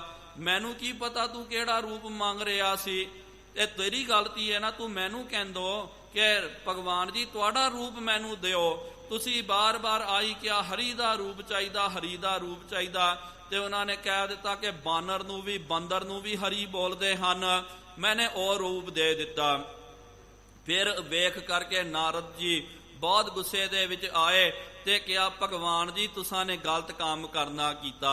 ਫਿਰ ਭਗਵਾਨ ਕਹਿੰਦੇ ਹਨ, ਵਿਸ਼ਨੂੰ ਜੀ ਨੇ ਕਿਹਾ ਦੇਖ ਨਾਰਦ, ਤੂੰ ਜਿਹੜਾ ਦਾਵਾ ਕਰਦਾ ਸੀ ਨਾ, ਤੂਨੇ ਆਪ ਕਿਹਾ ਸੀ ਮੈਨੇ ਕਾਮ ਨੂੰ ਜਿੱਤਣਾ ਕੀਤਾ, ਮੈਂ ਕਾਮ ਨੂੰ ਜਿੱਤ ਲਿਆ ਹੈ, ਮੈਂ ਜਨਨੇਂਦਰ ਹਾਂ ਕਰਕੇ। ਲੇਕਿਨ ਭਾਈ ਤੂੰ ਤਾਂ ਹਾਰ ਗਿਆ, ਕਾਮ ਦੇ ਮਗਰ ਤੂਨੇ ਆਪਣਾ ਸ਼ਕਲ ਵਟਾ ਲਿਆ, ਬਾਂਦਰਾਂ ਦਾ ਰੂਪ ਧਾਰਨ ਕਰਨਾ ਕੀਤਾ। ਇਹ ਕਾਮ ਦੇ ਮਗਰ ਲੱਗ ਕਰਕੇ ਕਿੱਥੇ ਕਿੱਥੇ ਤੂੰ ਦੌੜਦਾ ਰਿਹਾ, ਭੱਜਦਾ ਰਿਹਾ। ਕਾਮ ਨੂੰ ਪਿਆਰਿਆ ਕੋਈ ਜਿੱਤ ਨਹੀਂ ਸਕਦਾ। ਜੇ ਆਪਾਂ ਜਿੱਤ ਵੀ ਗਏ ਤੇ ਕਦੇ ਦਾਵਾ ਨਹੀਂ ਕਰਨਾ ਚਾਹੀਦਾ, ਅਹੰਕਾਰ ਨਹੀਂ ਕਰਨਾ ਚਾਹੀਦਾ। ਇਹ ਪ੍ਰਮਾਤਮਾ ਦੀ ਕਿਰਪਾ, ਇਹਨੂੰ ਜਾਣਨਾ ਚਾਹੀਦਾ। ਫਿਰ ਪਿਆਰਿਓ ਨਾਰਦ ਜੀ ਨੇ ਕਹਿੰਦੇ ਉੱਥੇ ਫਿਰ ਵਿਸ਼ਨੂੰ ਜੀ ਨੂੰ ਸ਼ਰਾਪ ਦੇ ਦਿੱਤਾ, ਕਿਹਾ ਕਿ ਤੁਸੀਂ ਦੇਖੋ ਮੈਨੂੰ ਬਾਂਦਰਾਂ ਦਾ ਰੂਪ ਦੇ ਦਿੱਤਾ ਨਾ, ਤੇ ਕਦੇ ਇਹੋ ਜਿਹਾ ਸਮਾਂ ਆਵੇਗਾ ਤੇ ਤੁਹਾਨੂੰ ਆਪਣੀ ਮਦਦ ਵਾਸਤੇ ਬਾਂਦਰਾਂ ਦੀ ਸ਼ਰਨ ਲੈਣੀ ਪਵੇਗੀ। ਤੇ ਕਹਿੰਦੇ ਤ੍ਰੇਤਾ ਯੁੱਗ ਦੇ ਵਿੱਚ ਉਹ ਬਚਨ ਪੂਰਾ ਕਰਨ ਵਾਸਤੇ ਰਾਮਚੰਦਰ ਜੀ ਅਯੋਧਿਆਪਤੀ ਸਨ, ਬਹੁਤ ਵੱਡਾ ਉਹਨਾਂ ਦਾ ਸਾਮਰਾਜ ਸੀ। ਲੇਕਿਨ ਫਿਰ ਵੀ ਪਿਆਰਿਓ ਸੀਤਾ ਜੀ ਨੂੰ ਛੁਡਾਉਣ ਵਾਸਤੇ ਜਦੋਂ ਗਏ ਤੇ ਬਾਂਦਰਾਂ ਦੀ ਜਿਹੜਾ ਹੈ ਉਹਨਾਂ ਨੂੰ ਸਹਾਇਤਾ ਕਰ ਲੈਣੀ ਪਈ ਹੈ। ਉਹਨਾਂ ਦੀ ਫੌਜ ਲੈ ਕਰਕੇ ਫਿਰ ਇਹ ਲੰਕਾ ਦੇ ਉੱਤੇ ਇਹਨਾਂ ਨੇ ਚੜਾਈ ਕਰਨਾ ਕੀਤਾ। ਇੱਥੇ ਦੇਖੋ ਕਬੀਰ ਜੀ ਫਿਰ ਹਰ ਦਾ ਅਰਥ ਬਦਲ ਕੇ ਅਰਥ ਕਰਦੇ ਹਨ ਕਿ ਤੁਸੀਂ ਤ੍ਰੇਤਾ ਯੁੱਗ ਦੇ ਵਿੱਚ ਰਾਮ ਬਣ ਕਰਕੇ ਰਾਵਣ ਦਾ ਵਧ ਕਰਨਾ ਕੀਤਾ ਤੇ ਬਾਂਦਰਾਂ ਦੀ ਸੈਨਾ ਆਪਣੇ ਨਾਲ ਲਈ ਹੈ। ਹਰ ਦਾਸ ਤਨੈ ਰਮਦਾਸ ਗੁਰੂ। ਫਿਰ ਪਿਆਰਿਓ ਇੱਥੇ ਹਰ ਸ਼ਬਦ ਆਇਆ ਤੇ ਇਹਦਾ ਇੱਥੇ ਫਿਰ ਅਰਥ ਬਦਲ ਰਿਹਾ, ਕਿਉਂਕਿ ਸ੍ਰੀ ਗੁਰੂ ਰਾਮਦਾਸ ਜੀ ਮਹਾਰਾਜ ਜੀ ਦੇ ਸਤਿਕਾਰਯੋਗ ਪਿਤਾ ਜੀ ਦਾ ਨਾਮ ਸੀ ਹਰੀਦਾਸ। ਤੇ ਹਰਦਾਸ ਤਨੈ ਸ਼੍ਰੀ ਹਰਦਾਸ ਜੀ ਦੇ ਸੁਪੁੱਤਰ ਸ਼੍ਰੀ ਗੁਰੂ ਰਾਮਦਾਸ ਜੀ ਮਹਾਰਾਜ। ਮ੍ਰਿਗ ਮੋਹ ਸੰਘਾਰਤ ਜਿਉ ਵੱਡ ਕੇ ਹਰ। ਮੋਹ ਰੂਪੀ ਹਿਰਨ ਦਾ ਸ਼ਿਕਾਰ ਆਪ ਜੀ ਕੇ ਹਰ। ਫਿਰ ਹਰ ਆਇਆ ਹਰੀ ਬਣ ਕਰਕੇ। ਹਰ ਦਾ ਪਿਆਰਿਓ ਇਹ ਵੀ ਅਰਥ ਬਣਦਾ, ਸ਼ੇਰ ਵੀ ਇਹਦਾ ਅਰਥ ਬਣਦਾ ਹੈ ਕਿ ਤੁਸਾਂ ਨੇ ਸ਼ੇਰ ਬਣ ਕਰਕੇ, ਜਿਸ ਤਰ੍ਹਾਂ ਸ਼ੇਰ ਹਰਨ ਦਾ ਸ਼ਿਕਾਰ ਕਰਦਾ ਹੈ, ਇਸ ਤਰ੍ਹਾਂ ਹੀ ਸਤਿਗੁਰੂ ਸੱਚੇ ਪਾਤਸ਼ਾਹ ਜੀ ਮਹਾਰਾਜ ਆਪ ਜੀ ਮੋਹ ਦਾ ਸ਼ਿਕਾਰ ਕਰਦੇ ਹੋ, ਸ਼ੇਰ ਬਣ ਕਰਕੇ ਮੋਹ ਦਾ ਖਾਤਮਾ ਕਰਦੇ ਹੋ। ਇੱਥੇ ਪਿਆਰਿਓ ਕਈ ਵਾਰੀ ਸ਼ਬਦ, ਪਹਿਲੀ ਵਾਰੀ ਹਰ ਦਾ ਸ਼ਬਦ ਜਿਹੜਾ ਸੂਰਜ ਕਰਕੇ ਆਇਆ ਤੇ ਫਿਰ ਪਰਮਾਤਮਾ ਕਰਕੇ ਵੀ ਆਇਆ ਤੇ ਤਿਆਵਤ ਜਾਹੇ ਭਜੇ ਹਰ, ਤੇ ਵਿਸ਼ਨੂੰ ਜੀ ਕਰਕੇ ਵੀ ਆਇਆ। ਤੇ ਹਰ ਬੰਸ ਦਾ ਭਾਵ ਹੈ ਕਿ ਸੂਰਜ ਵੰਸ਼ੀ ਜਿਹੜਾ ਉਹ ਸੂਰਜਵੰਸ਼ੀ ਦੇ ਵੀ ਅਰਥਾਂ ਦੇ ਵਿੱਚ ਆਇਆ, ਬਾਂਦਰ ਦੇ ਅਰਥ ਦੇ ਵਿੱਚ ਵੀ ਆਇਆ, ਪਿਤਾ ਜੀ ਦੇ ਹਰਦਾਸ ਜੀ ਦੇ ਅਰਥਾਂ ਦੇ ਵਿੱਚ ਵੀ ਹਰ ਸ਼ਬਦ ਆਇਆ, ਕਿ ਹਰ ਸ਼ੇਰ ਦੇ ਅਰਥ ਦੇ ਵਿੱਚ ਵੀ ਆਇਆ। ਭਾਵ ਕੇ ਪਿਆਰਿਓ ਸਿਰਫ ਇਹੀ ਛੰਤ ਦੇ ਵਿੱਚ 8-9 ਵਾਰੀ ਆ ਸ਼ਬਦ ਆਇਆ ਹਰ, ਲੇਕਿਨ ਹਰ ਵਾਰੀ ਅਰਥ ਜਿਹੜਾ ਹਰ ਦਾ ਬਦਲਦਾ ਗਿਆ।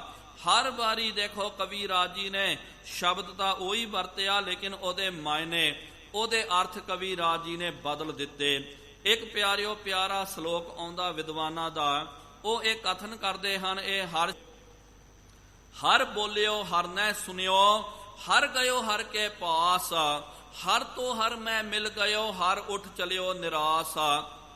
ਇਹਦਾ ਅਰਥ ਦੇਖੋ, ਹਰ ਬੋਲਿਓ, ਹਰੀ ਨੇ ਬੋਲਿਆ, ਹਰੀ ਨੇ ਸੁਣਿਆ, ਹਰੀ ਹਰੀ ਦੇ ਪਾਸ ਗਿਆ, ਹਰੀ ਤਾਂ ਹਰੀ ਦੇ ਵਿੱਚ ਮਿਲ ਗਿਆ, ਹਰੀ ਜਿਹੜਾ ਉਦਾਸ ਹੋ ਕੇ ਚੱਲ ਗਿਆ। ਅਰਥ ਪਿਆਰਿਓ ਸਿਰਫ ਇੱਕੋ ਹੀ ਅਰਥ ਕਰਾਂਗੇ ਤੇ ਇਹਦਾ ਕਦੇ ਵੀ ਅਰਥ ਨਹੀਂ ਬਣੇਗਾ। ਤੇ ਇਹੀ ਤਾਂ ਪਿਆਰਿਓ ਖਾਸੀਅਤ ਹੁੰਦੀ ਹੈ। ਇੱਥੇ ਜਿਹੜਾ ਹਰ ਸ਼ਬਦ ਆਇਆ, ਹਰ ਵਾਰੀ ਉਹਦਾ ਅਰਥ ਜਿਹੜਾ ਬਦਲਦਾ ਗਿਆ। ਤੇ ਹਰ ਦਾ ਮਤਲਬ ਹੈ ਹਰ ਬੋਲਿਓ। ਡੱਡੂ ਜਿਹੜਾ ਹੈ ਨਾ, ਮੇਂਢਕ ਜਿਹਨੂੰ ਆਪਾਂ ਬੋਲਦੇ, ਡੱਡੂ ਦਾ ਵੀ ਪਿਆਰਿਓ ਇੱਕ ਨਾਮ, ਇੱਕ ਅਰਥ ਹੁੰਦਾ ਹਰ, ਉਹਨੂੰ ਵੀ ਹਰ ਬੋਲਦੇ। ਹਰ ਬੋਲਿਓ ਇਹਦਾ ਮਤਲਬ ਕਿ ਹੁਣ ਇਸ ਤਰ੍ਹਾਂ ਹੀ ਮੀਂਹ ਦਾ ਮੌਸਮ ਸੀ, ਮੀਂਹ ਪੈ ਰਿਹਾ ਸੀ ਤੇ ਡੱਡੂ ਇੱਕਦਮ ਬੋਲ ਪਿਆ, ਤੇ ਡੱਡੂ ਦੀ ਆਵਾਜ਼ ਸੁਣ ਕਰਕੇ ਹਰ ਨੇ ਸੁਣਿਓ। ਹਰ ਦਾ ਮਤਲਬ ਸੱਪ ਹੁੰਦਾ, ਕਿਉਂਕਿ ਸੱਪ ਜਿਹੜੇ ਇਹ ਡੱਡੂਆਂ ਦਾ ਸ਼ਿਕਾਰ ਕਰਦੇ ਹਨ, ਡੱਡੂਆਂ ਨੂੰ ਮਾਰ ਕਰਕੇ ਖਾ ਜਾਂਦੇ ਹਨ। ਡੱਡੂ ਬੋਲਿਆ ਤੇ ਸੱਪ ਨੇ ਸੁਣਿਆ, ਹਰ ਗਇਓ ਹਰ ਕੇ ਪਾਸ। ਫਿਰ ਸੱਪ ਜਿਹੜਾ ਡੱਡੂ ਨੂੰ ਖਾਣ ਵਾਸਤੇ ਡੱਡੂ ਦੇ ਕੋਲ ਚੱਲ ਗਿਆ। ਹਰ ਤੋਂ ਹਰ ਮੈਂ ਮਿਲ ਗਇਓ। ਤੇ ਫਿਰ ਡੱਡੂ ਵੀ ਬੜਾ ਚਲਾਕ ਸੀ, ਉਹਨੇ ਵੇਖਿਆ ਕਿ ਸੱਪ ਆ ਰਿਹਾ, ਆਪਣਾ ਬਚਾਅ ਕਰਨ ਵਾਸਤੇ, ਹਰ ਦਾ ਮਤਲਬ ਪਾਣੀ ਵੀ ਹੁੰਦਾ, ਉਹਨੇ ਫਿਰ ਪਾਣੀ ਦੇ ਵਿੱਚ ਛਾਲ ਮਾਰ ਦਿੱਤੀ। ਡੱਡੂ ਜਿਹੜਾ ਪਾਣੀ ਦੇ ਵਿੱਚ ਮਿਲ ਗਿਆ। ਹਰ ਉੱਠ ਚਲਿਓ ਨਿਰਾਸ। ਤੇ ਜਦੋਂ ਡੱਡੂ ਨੂੰ ਪਾਣੀ ਵਿੱਚ ਜਾਂਦਿਆਂ ਵੇਖਿਆ, ਸੱਪ ਜਿਹੜਾ ਆਇਆ ਸੀ ਨਾ, ਇੱਕ ਆਸ ਲੈ ਕਰਕੇ ਮੈਂ ਡੱਡੂ ਨੂੰ ਖਾ ਲਵਾਂ, ਉਹ ਨਿਰਾਸ ਨੂੰ ਧਾਰਨ ਕਰਕੇ ਉਹ ਜਿਹੜਾ ਫਿਰ ਵਾਪਸ ਚੱਲ ਗਿਆ। ਇਸ ਤਰ੍ਹਾਂ ਪਿਆਰਿਓ ਸ਼ਬਦ ਇੱਕ ਹੁੰਦਾ ਤੇ ਉਹਦੇ ਕਈ ਅਰਥ ਹੁੰਦੇ ਹਨ। ਆਮ ਕਰਕੇ ਜਣਾ ਕਣਾ ਪਿਆਰਿਓ ਇਹੋ ਜੀ ਕੋਈ ਕਵਿਤਾ ਨਹੀਂ ਕਰ ਸਕਦਾ।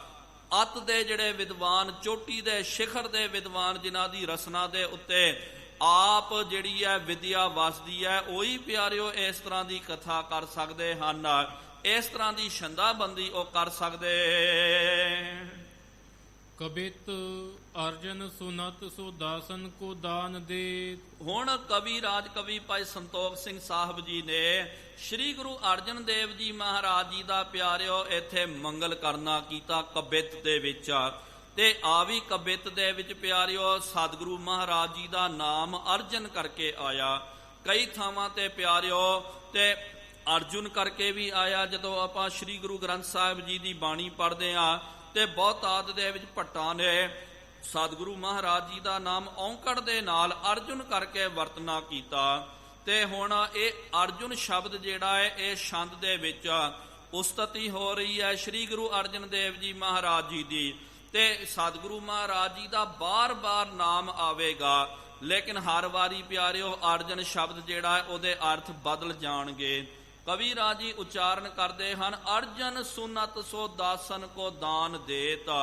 ਕਿ ਸਤਿਗੁਰੂ ਸੱਚੇ ਪਾਤਸ਼ਾਹ ਸ੍ਰੀ ਗੁਰੂ ਅਰਜਨ ਦੇਵ ਜੀ ਮਹਾਰਾਜ, ਇਹ ਅਰਜਨ ਦਾ ਮਤਲਬ ਹੈ ਇੱਥੇ ਅਰਬੀ ਫਾਰਸੀ ਦੇ ਵਿੱਚ ਅਰਜ਼ ਦਾ ਮਤਲਬ ਹੁੰਦਾ ਬੇਨਤੀ ਕਰਨਾ, ਤੇ ਅਰਜਨ ਸੁਨਤ। ਤੇ ਜਿਹੜਾ ਵੀ ਸਿੱਖ ਸ਼ਰਧਾਲੂ ਆ ਕਰਕੇ ਸਤਿਗੁਰੂ ਮਹਾਰਾਜ ਜੀ ਦੇ ਕੋਲ ਅਰਜ਼ ਕਰਦਾ, ਬੇਨਤੀ ਕਰਦਾ, ਸਤਿਗੁਰੂ ਮਹਾਰਾਜ ਆਪਣੇ ਸੇਵਕਾਂ ਦੀ ਜਿਹੜੀ ਆ ਅਰਜ਼ ਨੂੰ ਸੁਣ ਕਰਕੇ ਉਹਨਾਂ ਨੂੰ ਦਾਨ ਦਿੰਦੇ ਹਨ। ਮੋਹ ਕੇ ਬਿਦਾਰਬੇ ਕੋ ਬਾਕਸਰ ਕਰਨ ਵਾਸਤੇ, ਮੋਹ ਨੂੰ ਖਤਮ ਕਰਨ ਵਾਸਤੇ ਸਤਿਗੁਰੂ ਮਹਾਰਾਜ ਜੀ ਦਾ ਜੋ ਬਾਕ ਹੈ, ਮਹਾਰਾਜ ਜੀ ਦੀ ਜੋ ਗੁਰਬਾਣੀ ਹੈ, ਸਰ ਅਰਜਨ, ਸਰ ਦਾ ਮਤਲਬ ਤੀਰ। ਜਿਸ ਤਰ੍ਹਾਂ ਕਿ ਅਰਜੁਨ ਦਾ ਜਿਹੜਾ ਤੀਰ ਹੁੰਦਾ ਤੇ ਕਿਹਾ ਜਾਂਦਾ ਪਿਆਰਿਓ ਸਭ ਤੋਂ ਵੱਡਾ ਧਨੁਰਧਾਰੀ ਜਿਹੜਾ ਹੈ ਉਹ ਅਰਜਨ ਨੂੰ ਮੰਨਿਆ ਜਾਂਦਾ ਭਾਰਤ ਵਰਸ਼ ਦੇ ਵਿੱਚ। ਇਸ ਕਰਕੇ ਅੱਜ ਵੀ ਪਿਆਰਿਓ ਧਨੁਰ ਵਿਦਿਆ ਦੇ ਵਿੱਚ ਨਿਸ਼ਾਨਾ ਜਿੱਥੇ ਵੀ ਲਾਉਣਾ ਹੋਵੇ, ਉਹਦਾ ਅਵਾਰਡ ਜਿਹੜਾ ਅਰਜੁਨ ਪੁਰਸਕਾਰ ਕਰਕੇ ਦਿੱਤਾ ਜਾਂਦਾ, ਉਹਨਾਂ ਦੇ ਨਾਮ ਤੋਂ। ਅਰਜੁਨ ਪੁਰਸਕਾਰ ਦਾ ਮਤਲਬ ਕਿ ਅਰਜੁਨ ਵੀ ਜਿਹੜਾ ਬਹੁਤ ਵੱਡਾ ਨਿਸ਼ਾਨਚੀ ਸੀ, ਧਨੁਰਧਾਰੀ ਸੀ, ਉਹ ਤੋਂ ਵੱਡਾ ਜਿਹੜਾ ਕੋਈ ਧਨੁਰਧਾਰੀ ਕਿਹਾ ਜਾਂਦਾ ਨਹੀਂ ਹੋਇਆ। ਇਹ ਆਪਣੀ ਆਪਣੀ ਗੱਲ ਹੈ। ਤੇ ਇਸ ਤਰ੍ਹਾਂ ਅਰਜਨ ਸਾਰਾ, ਜਿਸ ਤਰ੍ਹਾਂ ਕਹਿੰਦੇ ਕਿ ਅਰਜੁਨ ਜਦੋਂ ਇੱਕ ਵਾਰੀ ਤੀਰ ਚਲਾ ਦਿੰਦਾ, ਉਹਦਾ ਤੀਰ ਪਿਆਰਿਓ ਨਿਸ਼ਾਨੇ ਨੂੰ ਵਿੰਨ ਕਰਕੇ ਰੱਖਦਾ ਸੀ, ਉਹਦਾ ਤੀਰ ਕਦੇ ਖਾਲੀ ਨਹੀਂ ਜਾਂਦਾ। ਇਹ ਪੁਰਾਣਾ ਦੇ ਵਿੱਚ ਕਥਾ ਆਉਂਦੀ ਹੈ। ਤੇ ਉਹੀ ਬਚਨ ਲੈ ਕਰਕੇ ਕਵੀਰਾਜ ਜੀ ਕਹਿੰਦੇ ਸਤਿਗੁਰੂ ਮਹਾਰਾਜ ਆਪ ਜੀ ਦੀ ਜੋ ਬਾਣੀ ਹੈ, ਇਹ ਬਾਣੀ ਵੀ ਤੀਰ ਦੇ ਵੱਤ ਹੈ। ਤੇ ਜਿਹੜਾ ਵੀ ਗੁਰੂ ਕਾ ਸਿੱਖ ਜਿਹੜਾ ਹੈ, ਉਹਨੂੰ ਇਹ ਬਾਣੀ ਵੱਜ ਜਾਵੇ, ਹਿਰਦੇ ਵਿੱਚ ਵਸ ਜਾਵੇ, ਉਹਦਾ ਮੋਹ ਜਿਹੜਾ ਹੈ ਖਤਮ ਕਰ ਦਿੰਦੀ ਹੈ। ਜਿਸ ਤਰ੍ਹਾਂ ਅਰਜੁਨ ਦਾ ਤੀਰ ਆਪਣੇ ਲਕਸ਼ ਨੂੰ ਵਿੰਨ ਕਰਕੇ ਰੱਖਦਾ, ਇਸ ਤਰ੍ਹਾਂ ਹੀ ਆਪ ਜੀ ਦੀ ਜੋ ਇਹ ਧੁਰ ਕੀ ਬਾਣੀ ਹੈ, ਉਹ ਮੋਹ ਨੂੰ ਖਤਮ ਕਰਕੇ ਰੱਖਦੀ ਹੈ। ਅਰਜੁਨ ਜਸ ਵਿਸਤੀਰਨ ਸੰਤੋਖ ਸਿੰਘ। ਤੇ ਫਿਰ ਪਿਆਰਿਓ ਆ ਜਿਹੜਾ ਸ਼ਬਦ ਆਇਆ ਨਾ ਅਰਜੁਨ, ਅਰਜੁਨ ਦਾ ਭਾਵ ਹੈ ਉਜਲਾ। ਅਰਜੁਨ ਦਾ ਇਹ ਵੀ ਮਤਲਬ ਹੁੰਦਾ, ਇਹ ਹੁਣ ਤੀਜਾ ਅਰਥ ਹੈ ਕਿ ਉਜਲਾ ਜਿਹੜਾ ਹੈ। ਅਰਜੁਨ ਜਸ ਵਿਸਤੀਰਨ ਸੰਤੋਖ ਸਿੰਘ। ਸੰਤੋਖ ਸਿੰਘ ਜੀ ਕਹਿੰਦੇ ਹਨ ਸ਼੍ਰੀ ਗੁਰੂ ਅਰਜਨ ਦੇਵ ਜੀ ਮਹਾਰਾਜ ਜੀ ਦਾ ਸੰਸਾਰ ਦੇ ਵਿੱਚ, ਤ੍ਰੈ ਲੋਕਾਂ ਦੇ ਵਿੱਚ ਬਹੁਤ ਜ਼ਿਆਦਾ ਜਸ ਹੋ ਰਿਹਾ। ਜਿਨ੍ਹਾਂ ਸਤਿਗੁਰੂ ਮਹਾਰਾਜ ਜੀ ਦਾ ਪਿਆਰਿਓ ਕਵੀਰਾਜ ਜੀ ਨੇ ਮੰਗਲ ਕਰਨਾ ਕੀਤਾ। ਦੇਖੋ ਕਿਹੋ ਜਿਹਾ ਸਬੱਬ ਹੈ। ਅੱਜ ਸ਼੍ਰੀ ਗੁਰੂ ਅਰਜਨ ਦੇਵ ਜੀ ਮਹਾਰਾਜ ਜੀ ਦਾ ਗੁਰਤਾ ਗੱਦੀ ਗੁਰਪੁਰਬ ਹੈ। ਸਤਿਗੁਰੂ ਮਹਾਰਾਜ ਜੀ ਨੂੰ ਅੱਜ ਦੇ ਦਿਨ ਗੁਰਤਾ ਗੱਦੀ ਦੀ ਪ੍ਰਾਪਤੀ ਹੋਈ ਸੀ। ਤੇ ਸਤਿਗੁਰੂ ਸ਼੍ਰੀ ਗੁਰੂ ਅਰਜਨ ਦੇਵ ਜੀ ਮਹਾਰਾਜ ਜੀ ਨੇ ਸਭ ਤੋਂ ਜ਼ਿਆਦਾ ਪਿਆਰਿਓ ਸਿੱਖੀ ਦਾ ਪ੍ਰਚਾਰ ਕਰਨਾ ਕੀਤਾ। ਜੇ ਆਪਾਂ ਵੇਖਦੇ ਹਾਂ ਸਤਿਗੁਰੂ ਮਹਾਰਾਜ ਜੀ ਦੇ ਗੁਣ ਵਿਸ਼ੇਸ਼ ਕਰਕੇ, ਸਤਿਗੁਰੂ ਮਹਾਰਾਜ ਬਾਣੀ ਕੇ ਬੋਹਿਤ ਹਨ। ਭਾਵ ਕਿ ਜਦੋਂ ਆਪਾਂ ਗੁਰਬਾਣੀ ਸ਼੍ਰੀ ਗੁਰੂ ਗ੍ਰੰਥ ਸਾਹਿਬ ਜੀ ਮਹਾਰਾਜ ਜੀ ਦੀ ਬਾਣੀ ਪੜ੍ਹਦੇ ਹਾਂ, ਤੇ ਪਿਆਰਿਓ ਤਕਰੀਬਨ 5,500 ਦੇ ਕਰੀਬ ਸ਼ਬਦ ਜਿਹੜੇ ਗੁਰੂ ਗ੍ਰੰਥ ਸਾਹਿਬ ਜੀ ਮਹਾਰਾਜ ਜੀ ਦੇ ਵਿੱਚ ਭੱਟਾਂ ਦੇ ਤੇ ਵੱਖਰੇ ਵੱਖਰੇ ਭਗਤਾਂ ਦੇ ਗੁਰੂਆਂ ਦੇ ਸ਼ਬਦ ਹੈ। ਤੇ ਤਕਰੀਬਨ ਪਿਆਰਿਓ 2,500 ਦੇ ਕਰੀਬ ਸ਼ਬਦ ਸ਼੍ਰੀ ਗੁਰੂ ਅਰਜਨ ਦੇਵ ਜੀ ਮਹਾਰਾਜ ਜੀ ਦੇ ਹਨ। ਭਾਵ ਕਿ ਸਭ ਤੋਂ ਜ਼ਿਆਦੀ ਬਾਣੀ ਗੁਰੂਆਂ ਦੇ ਵਿੱਚ ਜਾਂ ਗੁਰੂ ਗ੍ਰੰਥ ਸਾਹਿਬ ਜੀ ਮਹਾਰਾਜ ਜੀ ਦੇ ਵਿੱਚ ਆਪਾਂ ਵੇਖਦੇ ਹਾਂ, ਸਭ ਤੋਂ ਜ਼ਿਆਦੀ ਬਾਣੀ ਸ਼੍ਰੀ ਗੁਰੂ ਅਰਜਨ ਦੇਵ ਜੀ ਮਹਾਰਾਜ ਜੀ ਦੀ ਹੈ। ਸਭ ਤੋਂ ਜ਼ਿਆਦੀ ਬਾਣੀ ਦਾ ਉਚਾਰਨ ਕਰਨਾ ਕੀਤਾ। ਫਿਰ ਉਸ ਤੋਂ ਬਾਅਦ ਖਾਲਸੇ ਦੇ ਝੋਲੀ ਦੇ ਵਿੱਚ ਕੇਂਦਰੀ ਅਸਥਾਨ ਜਿਹੜਾ ਹੈ ਸ਼੍ਰੀ ਦਰਬਾਰ ਸਾਹਿਬ, ਸ਼੍ਰੀ ਹਰਮੰਦਰ ਸਾਹਿਬ, ਆ ਵੀ ਜਿਹੜਾ ਖਾਲਸੇ ਦੇ ਸਿੱਖਾਂ ਦੇ ਝੋਲੀ ਦੇ ਵਿੱਚ ਸ਼੍ਰੀ ਗੁਰੂ ਅਰਜਨ ਦੇਵ ਜੀ ਮਹਾਰਾਜ ਜੀ ਨੇ ਪਾਇਆ। ਸ਼੍ਰੀ ਗੁਰੂ ਗ੍ਰੰਥ ਸਾਹਿਬ ਜੀ ਮਹਾਰਾਜ ਜੀ ਦਾ ਸਰੂਪ ਮੁਕੰਮਲ ਜਿਹੜਾ ਹੈ ਸ਼੍ਰੀ ਗੁਰੂ ਅਰਜਨ ਦੇਵ ਜੀ ਮਹਾਰਾਜ ਜੀ ਨੇ ਕੀਤਾ, ਜਿਨ੍ਹਾਂ ਦਾ ਆਪਾਂ ਕੱਲ ਦੇ ਦਿਹਾੜੇ ਬਹੁਤ ਸ਼ਰਧਾ ਭਾਵਨਾ ਚੜ੍ਹਦੀ ਕਲਾ ਦੇ ਵਿੱਚ ਪਹਿਲਾ ਪ੍ਰਕਾਸ਼ ਗੁਰਪੁਰਬ ਮਨਾਏ ਹਾਂ। ਤੇ ਪਹਿਲਾ ਪ੍ਰਕਾਸ਼ ਗੁਰੂ ਗ੍ਰੰਥ ਸਾਹਿਬ ਜੀ ਮਹਾਰਾਜ ਜੀ ਦਾ ਕਿਹਨਾਂ ਨੇ ਕਰਵਾਇਆ? ਸ਼੍ਰੀ ਗੁਰੂ ਅਰਜਨ ਦੇਵ ਜੀ ਮਹਾਰਾਜ। ਬਾਣੀ ਦੀ ਜਿਹੜੀ ਹੈ ਰਚਨਾ ਕੀਤੀ ਹੈ ਤੇ ਬਾਣੀ ਦਾ ਸੰਕਲਨ ਵੀ ਜਿਹੜਾ ਸ਼੍ਰੀ ਗੁਰੂ ਅਰਜਨ ਦੇਵ ਜੀ ਮਹਾਰਾਜ ਜੀ ਨੇ ਕੀਤਾ। ਔਰ ਪਿਆਰਿਓ ਬੇਅੰਤ ਤੀਰਥ ਜਿਹੜੇ ਹਨ, ਜਦੋਂ ਆਪਾਂ ਜਾਂਦੇ ਹਾਂ ਸ਼੍ਰੀ ਦਰਬਾਰ ਸਾਹਿਬ ਦਰਸ਼ਨ ਕਰਨ ਵਾਸਤੇ, ਸੰਤੋਖ ਸਰ ਹੋ ਗਿਆ, ਰਾਮਸਰ ਹੋ ਗਿਆ, ਰਾਮਦਾਸ ਸਰ ਹੋ ਗਿਆ, ਅੰਮ੍ਰਿਤਸਰ ਸਾਹਿਬ, ਤਰਨ ਤਾਰਨ ਸਾਹਿਬ ਹੋ ਗਿਆ, ਬਹੁਤ ਸਾਰੇ ਤੀਰਥਾਂ ਦੀ ਸਿਰਜਣਾ ਕਰਨੀ ਕੀਤੀ ਤੇ ਸਿੱਖੀ ਦਾ ਪਿਆਰਿਓ ਸਿਖਰ ਦੇ ਉੱਤੇ ਉਹਨਾਂ ਨੇ ਪ੍ਰਚਾਰ ਕਰਨਾ ਕੀਤਾ। ਤੇ ਕਈ ਜਿਹੜੇ ਵਿਦਵਾਨ ਦੱਸਦੇ ਉਸ ਵੇਲੇ ਦਾ ਜੋ ਮੌਜੂਦਾ ਵਿਦਵਾਨ ਸੀ, ਲੇਖਕ ਸੀ, ਉਹਦਾ ਨਾਮ ਸੀ ਮੋਹਸਨ ਫਾਨੀ ਕਰਕੇ। ਉਹਨੇ ਆਪਣੀ ਕਿਤਾਬ ਦਬਿਸਤਾਨ ਮੁਜ਼ਾਹਿਦ ਦੇ ਵਿੱਚ, ਇਹ ਬਹੁਤ ਵੱਡਾ ਵਿਆਪਾਰੀ ਸੀ, ਘੋੜਿਆਂ ਦਾ ਵਿਆਪਾਰੀ। ਘੋੜੇ ਜਿਹੜੇ ਹਨ ਇੱਕ ਦੇਸ਼ ਤੋਂ ਲੈ ਕਰਕੇ ਦੂਜੇ ਦੇਸ਼ਾਂ ਦੇ ਵਿੱਚ ਜਾ ਕਰਕੇ ਘੋੜਿਆਂ ਦਾ ਸੌਦਾ ਕਰਨਾ।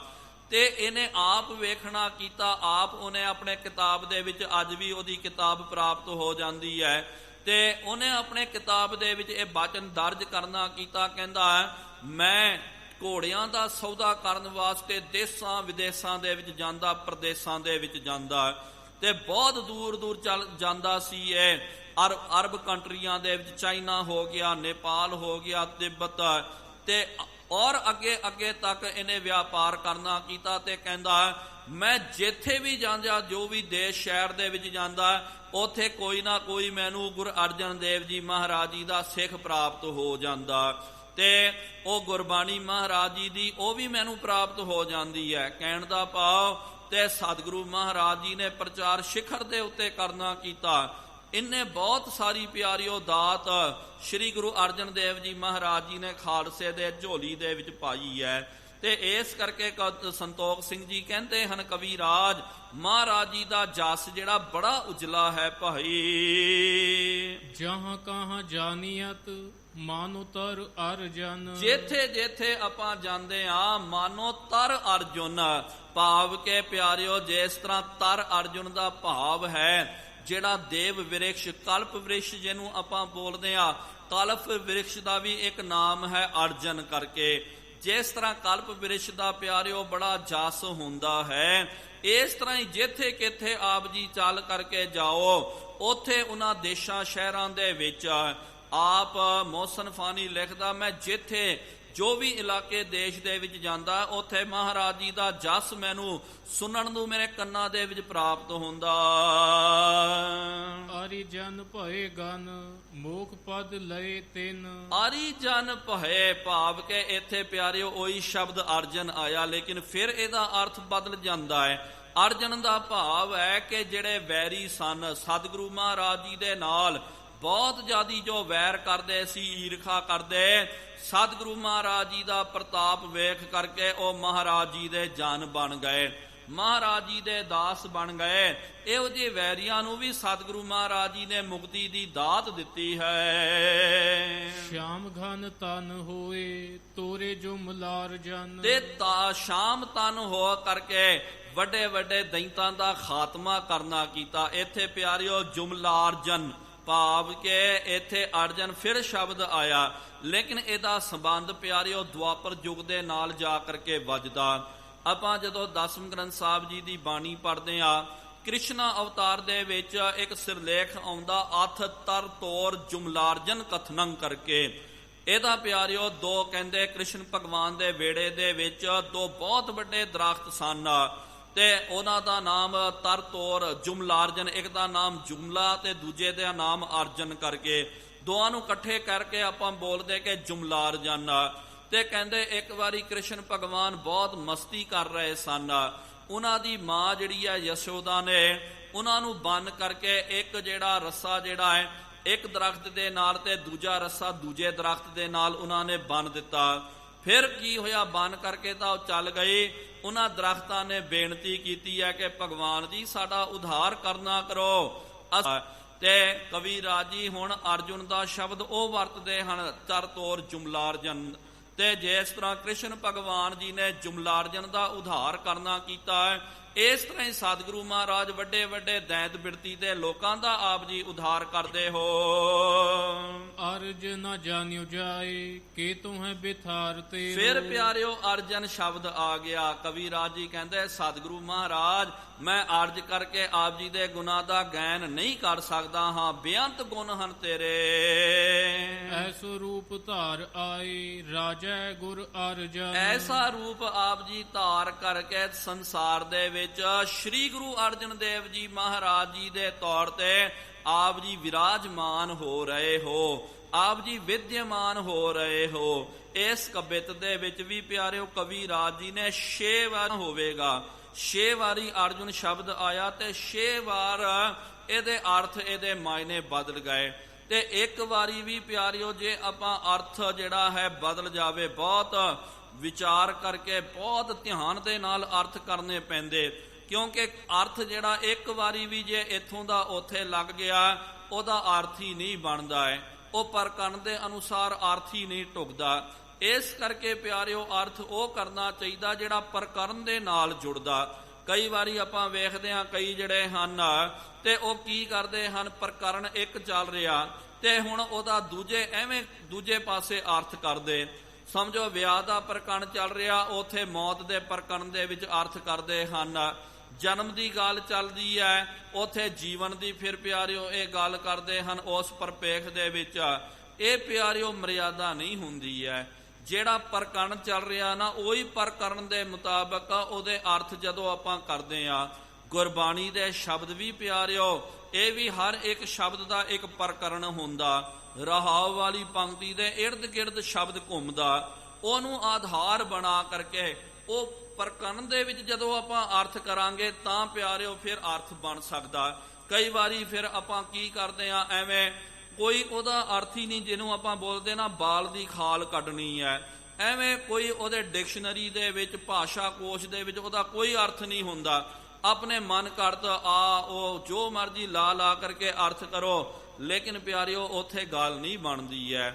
ਇਸ ਕਰਕੇ ਪ੍ਰਕਰਨ ਦੀ ਮਰਿਆਦਾ ਦੇ ਵਿੱਚ ਰਹਿ ਕਰਕੇ ਜਦੋਂ ਆਪਾਂ ਅਰਥ ਕਰਦੇ ਆ ਤਾਂ ਜਾ ਕਰਕੇ ਗੱਲ ਬਣਦੀ ਹੈ। ਇੱਥੇ 6 ਵਾਰੀ ਅਰਜੁਨ ਸ਼ਬਦ ਵੱਖ-ਵੱਖ ਰੂਪਾਂ ਦੇ ਵਿੱਚ, ਅਰਥਾਂ ਦੇ ਵਿੱਚ ਕਵੀ ਰਾਜ ਜੀ ਨੇ ਵਰਤ ਕਰਕੇ ਸ੍ਰੀ ਗੁਰੂ ਅਰਜਨ ਦੇਵ ਜੀ ਦਾ ਮੰਗਲ ਕਰਨਾ ਕੀਤਾ। ਚਿਤ੍ਰਪਦਾ ਛੰਦ ਸੂਰ ਸੁਰਾਨ ਕੇ ਹਾਨ ਕਰੇ। ਹੁਣ ਸ੍ਰੀ ਗੁਰੂ ਹਰਗੋਬਿੰਦ ਸਾਹਿਬ ਜੀ ਮਹਾਰਾਜ ਜੀ ਦਾ ਮੰਗਲ ਕਵੀ ਰਾਜ ਜੀ ਕਰਦੇ ਹਨ। ਚਿਤ੍ਰਪਦਾ ਇਹ ਛੰਦ ਦਾ ਨਾਮ ਹੈ ਤੇ ਇਹਦੇ ਵਿੱਚ ਪਿਆਰਿਓ ਬਾਰ-ਬਾਰ ਸ਼ਬਦ ਆਵੇਗਾ ਸੂਰ। 6-7 ਵਾਰੀ ਸੂਰ ਸ਼ਬਦ ਆਵੇਗਾ, ਲੇਕਿਨ ਹਰ ਵਾਰੀ ਪਿਆਰਿਓ ਇਹਦਾ ਅਰਥ ਜਿਹੜਾ ਫਿਰ ਬਦਲ ਜਾਵੇਗਾ। ਸੂਰ ਦਾ ਸਭ ਤੋਂ ਪਹਿਲੀ ਵਾਰੀ ਜਿਹੜਾ ਸੂਰ ਆਇਆ, ਇਹਦਾ ਮਤਲਬ ਹੈ ਕਸ਼ਟ। ਸੁਰਾਨ ਕੈ ਹਾਨ ਕਰੇ, ਭਾਵ ਕਿ ਜਿਹੜੇ ਦੇਵਤੇ ਹਨ, ਸ੍ਰੀ ਗੁਰੂ ਹਰਗੋਬਿੰਦ ਸਾਹਿਬ ਜੀ ਮਹਾਰਾਜ ਜਿਹੜੇ ਦੇਵਤੇ ਆਪ ਜੀ ਦੀ ਸ਼ਰਨ ਦੇ ਵਿੱਚ ਆਏ, ਆਪ ਜੀ ਨੇ ਉਹਨਾਂ ਦੀ ਸੂਲ, ਉਹਨਾਂ ਦੀ ਪੀੜਾ ਨੂੰ ਦੂਰ ਕਰਨਾ ਕੀਤਾ। ਛਿਤ ਆਨਤ ਪੇ ਬਨ ਕੇ ਤਨ ਸੂਰ। ਹੁਣ ਦੂਜੀ ਵਾਰੀ ਪਿਆਰਿਓ ਸੂਰ ਜਿਹੜਾ ਸ਼ਬਦ ਆਇਆ ਨਾ, ਤੇ ਇਹਦਾ ਮਤਲਬ ਹੈ ਸੂਰ। ਆਪਾਂ ਖਾਸ ਕਰਕੇ ਵੇਖਦੇ ਹਾਂ ਆਪਣੇ ਇਲਾਕੇ ਦੇ ਵਿੱਚ ਗੰਦਗੀ ਖਾਣ ਵਾਲੇ ਸੂਰ ਹੁੰਦੇ, ਤੇ ਸੂਰ ਵੀ ਪਿਆਰਿਓ 2 ਤਰ੍ਹਾਂ ਦੇ ਹੁੰਦੇ ਹਨ। ਇੱਕ ਤਾਂ ਜਿਹੜੇ ਹਨ ਇਹ ਗੰਦਗੀ ਖਾਣ ਵਾਲੇ, ਇੱਕ ਜੰਗਲੀ ਸੂਰ ਹੁੰਦਾ। ਉਹਦੀ ਨਿਸ਼ਾਨੀ ਇਹ ਹੋਇਆ ਕਰਦੀ ਹੈ, ਉਹਦੇ ਵੱਡੇ ਵੱਡੇ 2 ਦੰਦ ਹੁੰਦੇ ਹਨ।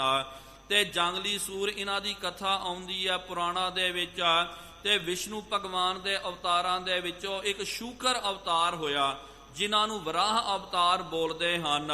ਗੁਰਬਾਣੀ ਦੇ ਵਿੱਚ ਵੀ ਪਿਆਰਿਓ ਇਹਨਾਂ ਦਾ ਬਚਨ ਆਇਆ, ਤੇ ਮਹਾਰਾਜ ਜੀ ਨੇ ਇਹਨਾਂ ਦਾ ਜ਼ਿਕਰ ਕਰਨਾ ਕੀਤਾ ਕਿ ਜਰਮ ਕਰਮ ਮਸ਼ ਕਸ਼ਹੂ ਬੈਰਾਹ, ਜਮਨਾ ਕਹਿ ਕੂਲ ਖੇਲ ਖੇਲਿਓ ਜਿਨ ਗਿੰਦ ਜੀਓ। ਕਿ ਐ ਪ੍ਰਮਾਤਮਾ ਜੀਓ, ਭਗਵਾਨ ਜੀਓ, ਆਪ ਜੀ ਜਰਮ ਕਦੇ ਕਸ਼ੂ ਕੁੰਮਾ ਬਣ ਗਏ, ਮਛ ਬਣ ਗਏ, ਕਸ਼ ਬਣ ਗਏ, ਵਿਰਾਹ ਦਾ ਵੀ ਰੂਪ ਆਪ ਜੀ ਨੇ ਧਾਰਨ ਕਰਨਾ ਕੀਤਾ। ਇਹਦੀ ਪਿਆਰਿਓ ਇੰਜ ਕਥਾ ਆਉਂਦੀ ਹੈ, 2 ਦੈਂਤ ਸਨ।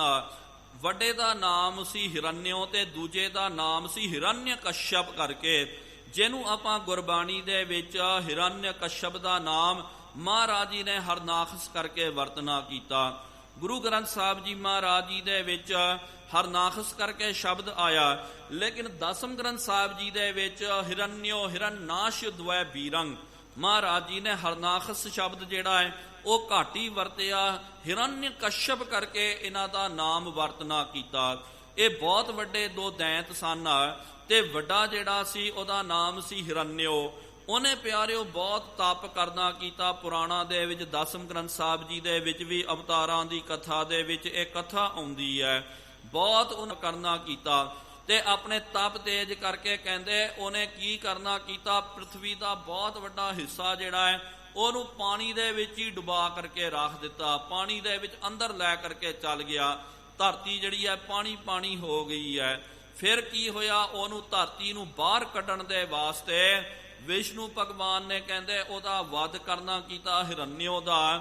ਤੇ ਫਿਰ ਆਪ ਸ਼ੂਕਰ ਅਵਤਾਰ, ਬਰਾਹ ਅਵਤਾਰ, ਇਹ ਪੁਰਾਣਾ ਦੀ ਕਥਾ ਹੈ, ਬਰਾਹ ਅਵਤਾਰ ਜਿਹੜਾ ਧਾਰਨ ਕਰਕੇ ਫਿਰ ਧਰਤੀ ਦੇ ਹੇਠ ਜਾ ਕਰਕੇ ਆਪਣੇ 2 ਦੰਦ ਜਿਹੜੇ ਹਨ ਉਹਦੇ ਉੱਤੇ ਧਰਤੀ ਨੂੰ ਟਿਕਾ ਕਰਕੇ, ਜੋ ਧਰਤੀ ਨੂੰ ਇਹਨੇ ਦਬਾ ਦਿੱਤਾ ਸੀ, ਉਹਨੂੰ ਫਿਰ ਵਾਪਸ ਧਰਤੀ ਦੇ ਉੱਤੇ ਲੈ ਕੇ ਆਏ। ਤੇ ਫਿਰ ਪਿਆਰਿਓ ਧਰਤੀ ਦਾ ਬਹੁਤ ਵੱਡਾ ਹਿੱਸਾ ਜਿਹੜਾ ਹੈ ਉਹ ਜ਼ਿੰਦਗੀ ਦੇ ਜੀਉਣ ਦੇ ਲਾਇਕ ਬਣ ਗਿਆ।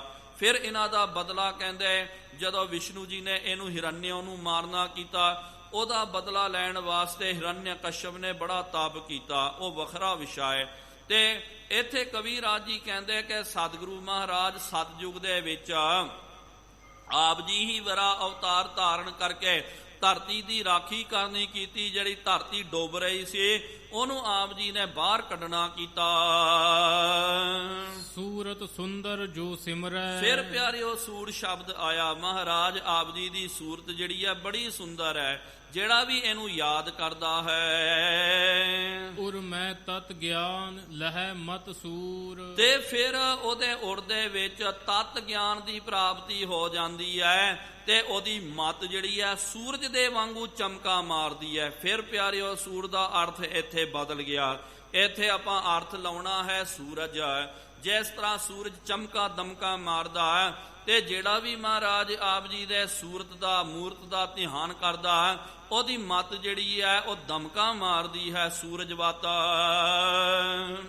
ਸੂਰ ਗਹਿ ਕਰਮੈ ਰਣ ਕੇ। ਫਿਰ ਪਿਆਰਿਓ ਸ਼ਬਦ ਜਿਹੜਾ ਸੂਰ ਆਇਆ ਇਹਦਾ ਅਰਥ ਇੱਥੇ ਲੈਣਾ ਹੈ ਕਿ ਸ੍ਰੀ ਗੁਰੂ ਹਰਗੋਬਿੰਦ ਸਾਹਿਬ ਜੀ ਮਹਾਰਾਜ ਜਦੋਂ ਆਪ ਜੀ ਜੰਗ ਕਰਨ ਵਾਸਤੇ ਜਾਂਦੇ ਤੇ ਆਪ ਜੀ ਆਪਣੇ ਹੱਥ ਦੇ ਵਿੱਚ ਸੂਲ ਜਿਹੜਾ ਹੈ ਜਿਹਨੂੰ ਆਪਾਂ ਵਰਸ਼ਾ ਬੋਲਦੇ ਆਂ ਭਾਲਾ ਬੋਲਦੇ ਆਂ ਆਪ ਜੀ ਭਾਲੇ ਨੂੰ ਧਾਰਨ ਕਰਦੇ ਹੋ। ਨਿੰਦਕ ਜੇ ਦੁਖ ਪਾਏ ਬਿਸੂਰ। ਜਿਹੜੇ ਸਤਿਗੁਰੂ ਮਹਾਰਾਜ ਰਣ ਕੇ ਪ੍ਰਿਆ ਨਿੰਦਕ ਜੇ ਦੁਖ ਪਾਏ ਬਿਸੂਰ। ਜਿਹੜੇ ਨਿੰਦਕ ਹਨ ਉਹਨਾਂ ਨੂੰ ਮਹਾਰਾਜ ਬਹੁਤ ਵੱਡਾ ਫਿਰ ਬਿਸੂਰਦੇ ਹਨ। ਫਿਰ ਸੂਰ ਸ਼ਬਦ ਆਇਆ ਇਹਦਾ ਮਤਲਬ ਉਹ ਝੂਰਦੇ ਹਨ। ਆਪ ਜੀ ਦੀ ਮਹਿਮਾ ਨੂੰ ਵੇਖ ਕਰਕੇ ਤੁਹਾਡੇ ਤੇਜ ਪ੍ਰਤਾਪ ਨੂੰ ਵੇਖ ਕਰਕੇ ਗੁਰੂ ਘਰ ਦੇ ਦੋਖੀ ਨਿੰਦਕ ਉਹ ਸਦਾ ਝੋਰੇ ਦੇ ਵਿੱਚ ਰਹਿੰਦੇ। ਸੂਰ ਵਿਸਾਲ ਕਿਰਪਾਲ ਗੁਰੂ। ਹੇ ਸਤਿਗੁਰੂ ਕਿਰਪਾਲੂ ਸਤਿਗੁਰੂ ਸ੍ਰੀ ਗੁਰੂ ਹਰਗੋਬਿੰਦ ਸਾਹਿਬ ਜੀ ਮਹਾਰਾਜ ਆਪ ਜੀ ਬਹੁਤ ਵੱਡੇ ਸੂਰਮੇ ਹੋ। ਹਰਗੋਬਿੰਦ ਜੀ ਤਮ ਸ਼ਸਤਰਨ ਸੂਰ। ਤੇ ਸ੍ਰੀ ਗੁਰੂ ਹਰਗੋਬਿੰਦ ਸਾਹਿਬ ਜੀ ਮਹਾਰਾਜ ਆਪ ਜੀ ਸਤਰੂ ਵੈਰੀਆਂ ਨੂੰ ਮਹਾਰਾਜ ਸੂਲ ਪੀੜਾ ਦੇਣ ਵਾਲੇ ਹੋ ਜਾਂ ਵੈਰੀਆਂ ਦੇ ਉੱਤੇ ਸ਼ੇਰ ਬਣ ਕੇ ਸਤਿਗੁਰੂ ਮਹਾਰਾਜ ਸੂਰ ਦਾ ਸ਼ੇਰ ਵੀ ਅਰਥ ਲੱਗਦਾ।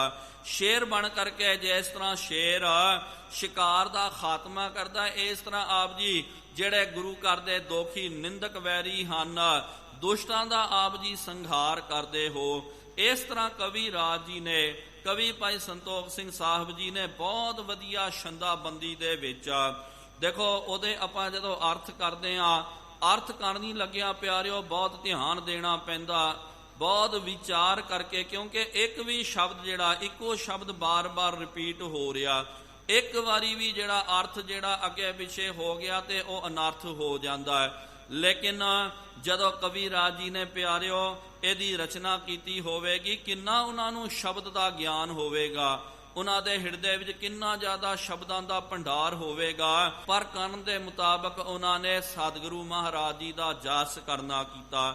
ਇੱਥੋਂ ਤੱਕ ਪਿਆਰਿਓ ਛੇਵੇਂ ਪਾਤਸ਼ਾਹ ਸ੍ਰੀ ਗੁਰੂ ਹਰਗੋਬਿੰਦ ਸਾਹਿਬ ਜੀ ਮਹਾਰਾਜ ਜੀ ਦਾ ਉਹਨਾਂ ਨੇ ਮੰਗਲ ਕੀਤਾ। ਹੁਣ ਅੱਗੇ ਸਤਵੇਂ ਪਾਤਸ਼ਾਹ ਜੀ ਮਹਾਰਾਜ ਔਰ ਉਹਨਾਂ ਨੇ ਇਸ਼ਟ ਗੁਰੂ ਆਦਿਕ ਉਹਨਾਂ ਦਾ ਮੰਗਲ ਕਰਨਾ ਉਹਦੀ ਵਿਚਾਰ ਆਉਣ ਵਾਲੇ ਅਗਲੇ ਦੀਵਾਨਾਂ ਦੇ ਵਿੱਚ ਆਪਾਂ ਨੇ ਕਰਨੀ ਹੈ।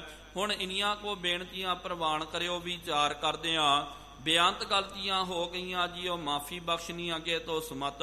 ਇਹ ਵਾਹਿਗੁਰੂ ਜੀ ਕਾ ਖਾਲਸਾ ਵਾਹਿਗੁਰੂ ਜੀ ਕੀ ਫਤਿਹ। ਅਚੁੱਤ ਹੈ ਪਾਰ ਬ੍ਰਹਮ ਅਗਨਾਸੀ ਅਗਨਾਸ।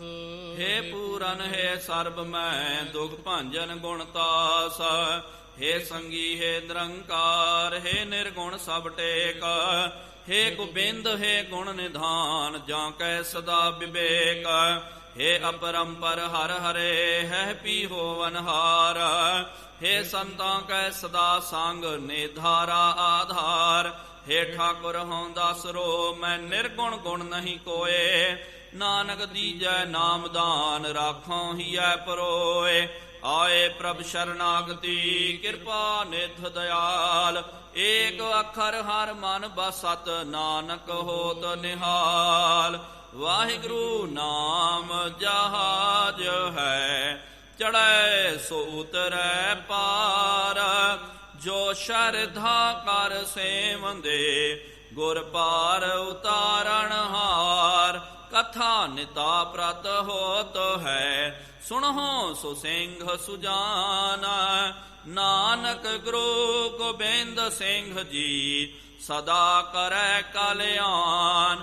ਨਾਨਕ ਗੁਰੂ ਗੋਬਿੰਦ ਸਿੰਘ ਜੀ ਸਦਾ ਕਰੈ ਕਲਿਆਣ। ਇੱਕ ਓੰਕਾਰ ਸਤਨਾਮ ਕਰਤਾ ਪੁਰਖ ਨਿਰਭਉ ਨਿਰਵੈਰ ਅਕਾਲ ਮੂਰਤ ਅਜੂਨੀ ਸੈਭੰ ਗੁਰ ਪ੍ਰਸਾਦ ਜਪ ਆਦ ਸੱਚ ਜੁਗਾਦ ਸੱਚ ਹੈ ਵੀ ਸੱਚ ਨਾਨਕ ਹੋਸੀ ਭੀ ਸੱਚ ਇਕ ਓੰਕਾਰ ਸਤਨਾਮ ਕਰਤਾ ਪੁਰਖ ਨਿਰਭਉ ਨਿਰਵੈਰ ਅਕਾਲ ਮੂਰਤ ਅਜੂਨੀ ਸੈਭੰ ਗੁਰ ਪ੍ਰਸਾਦ ਜਪ ਆਦ ਸੱਚ ਜੁਗਾਦ ਸੱਚ ਹੈ ਵੀ ਸੱਚ ਨਾਨਕ ਹੋਸੀ ਭੀ ਸੱਚ ਇਕ ਓੰਕਾਰ ਸਤਨਾਮ ਅਜੂਨੀ ਸੈਭੰ ਗੁਰ ਪ੍ਰਸਾਦ ਜਪ ਆਦ ਸੱਚ ਜੁਗਾਦ ਸੱਚ ਹੈ ਵੀ ਸੱਚ ਨਾਨਕ ਹੋਸੀ ਭੀ ਸੱਚ ਇਕ ਓੰਕਾਰ ਸਤਨਾਮ ਕਰਤਾ ਪੁਰਖ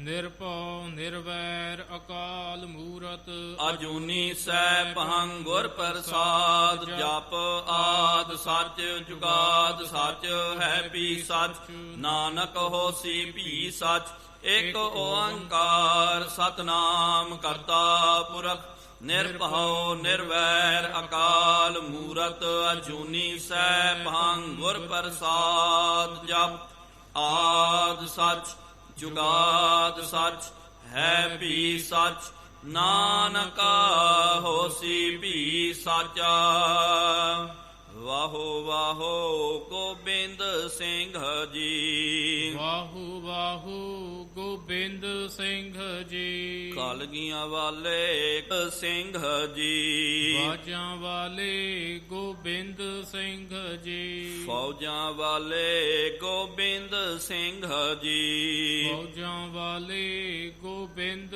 ਸਿੰਘ ਜੀ ਚੋਜੀ ਪਿਆਰੇ ਗੋਬਿੰਦ ਸਿੰਘ ਜੀ ਜੀ ਪਿਆਰੇ ਗੋਬਿੰਦ ਸਿੰਘ ਜੀ ਵਾਹੋ ਵਾਹੋ ਗੋਬਿੰਦ ਸਿੰਘ ਜੀ ਵਾਹੂ ਵਾਹੂ ਗੋਬਿੰਦ ਸਿੰਘ ਜੀ ਵਾਹੋ ਵਾਹੋ ਗੋਬਿੰਦ ਸਿੰਘ ਜੀ ਵਾਹੂ ਵਾਹੂ ਗੋਬਿੰਦ ਸਿੰਘ ਜੀ ਧੰਨ ਧੰਨ ਸਾਹਿਬ ਸ੍ਰੀ ਗੁਰੂ ਨਾਨਕ ਦੇਵ ਜੀ ਮਹਾਰਾਜ ਧੰਨ ਧੰਨ ਸਾਹਿਬ ਸ੍ਰੀ ਗੁਰੂ ਗੋਬਿੰਦ ਸਿੰਘ ਸਾਹਿਬ ਜੀਓ ਮਹਾਰਾਜ ਧੰਨ ਧੰਨ ਸਾਹਿਬ ਸ੍ਰੀ ਗੁਰੂ ਗ੍ਰੰਥ ਸਾਹਿਬ ਜੀਓ ਮਹਾਰਾਜ ਆਪ ਜੀ ਦੇ ਪਾਵਨ ਪਵਿੱਤਰ ਅਸਥਾਨ ਤਖਤ ਸੱਚਖੰਡ ਸ੍ਰੀ ਹਜ਼ੂਰ ਸ੍ਰੀ ਅਬਚਲਨਗੜ੍ਹ ਸਾਹਿਬ ਜੀ ਵਿਖੇ ਸ਼ਾਮਾਂ ਦੇ ਦੀਵਾਨ ਸਜਾਏ ਗਏ ਹਨ। ਸਜੇ ਹੋਏ ਪਾਵਨ ਦੀਵਾਨਾਂ ਦੇ ਵਿੱਚ ਗੁਰ ਇਤਿਹਾਸ ਦੀਆਂ ਕਥਾ ਵਿਚਾਰਾਂ ਹੋਈਆਂ। ਕਥਾ ਵਿਚਾਰਾਂ ਕਰਦਿਆਂ ਬੇਅੰਤ ਗਲਤੀਆਂ ਹੋ ਗਈਆਂ ਜੀਓ ਮਾਫੀ ਬਖਸ਼ਣੀਆਂ ਗੇ ਤੋਂ ਸਮਤ ਆਈਆਂ ਸੰਗਤਾਂ ਦੀਆਂ ਹਾਜ਼ਰੀਆਂ ਤਿਲ ਫੁੱਲ ਪੇਟਾਵਾਂ ਪ੍ਰਵਾਨ ਕਰਨੀਆਂ।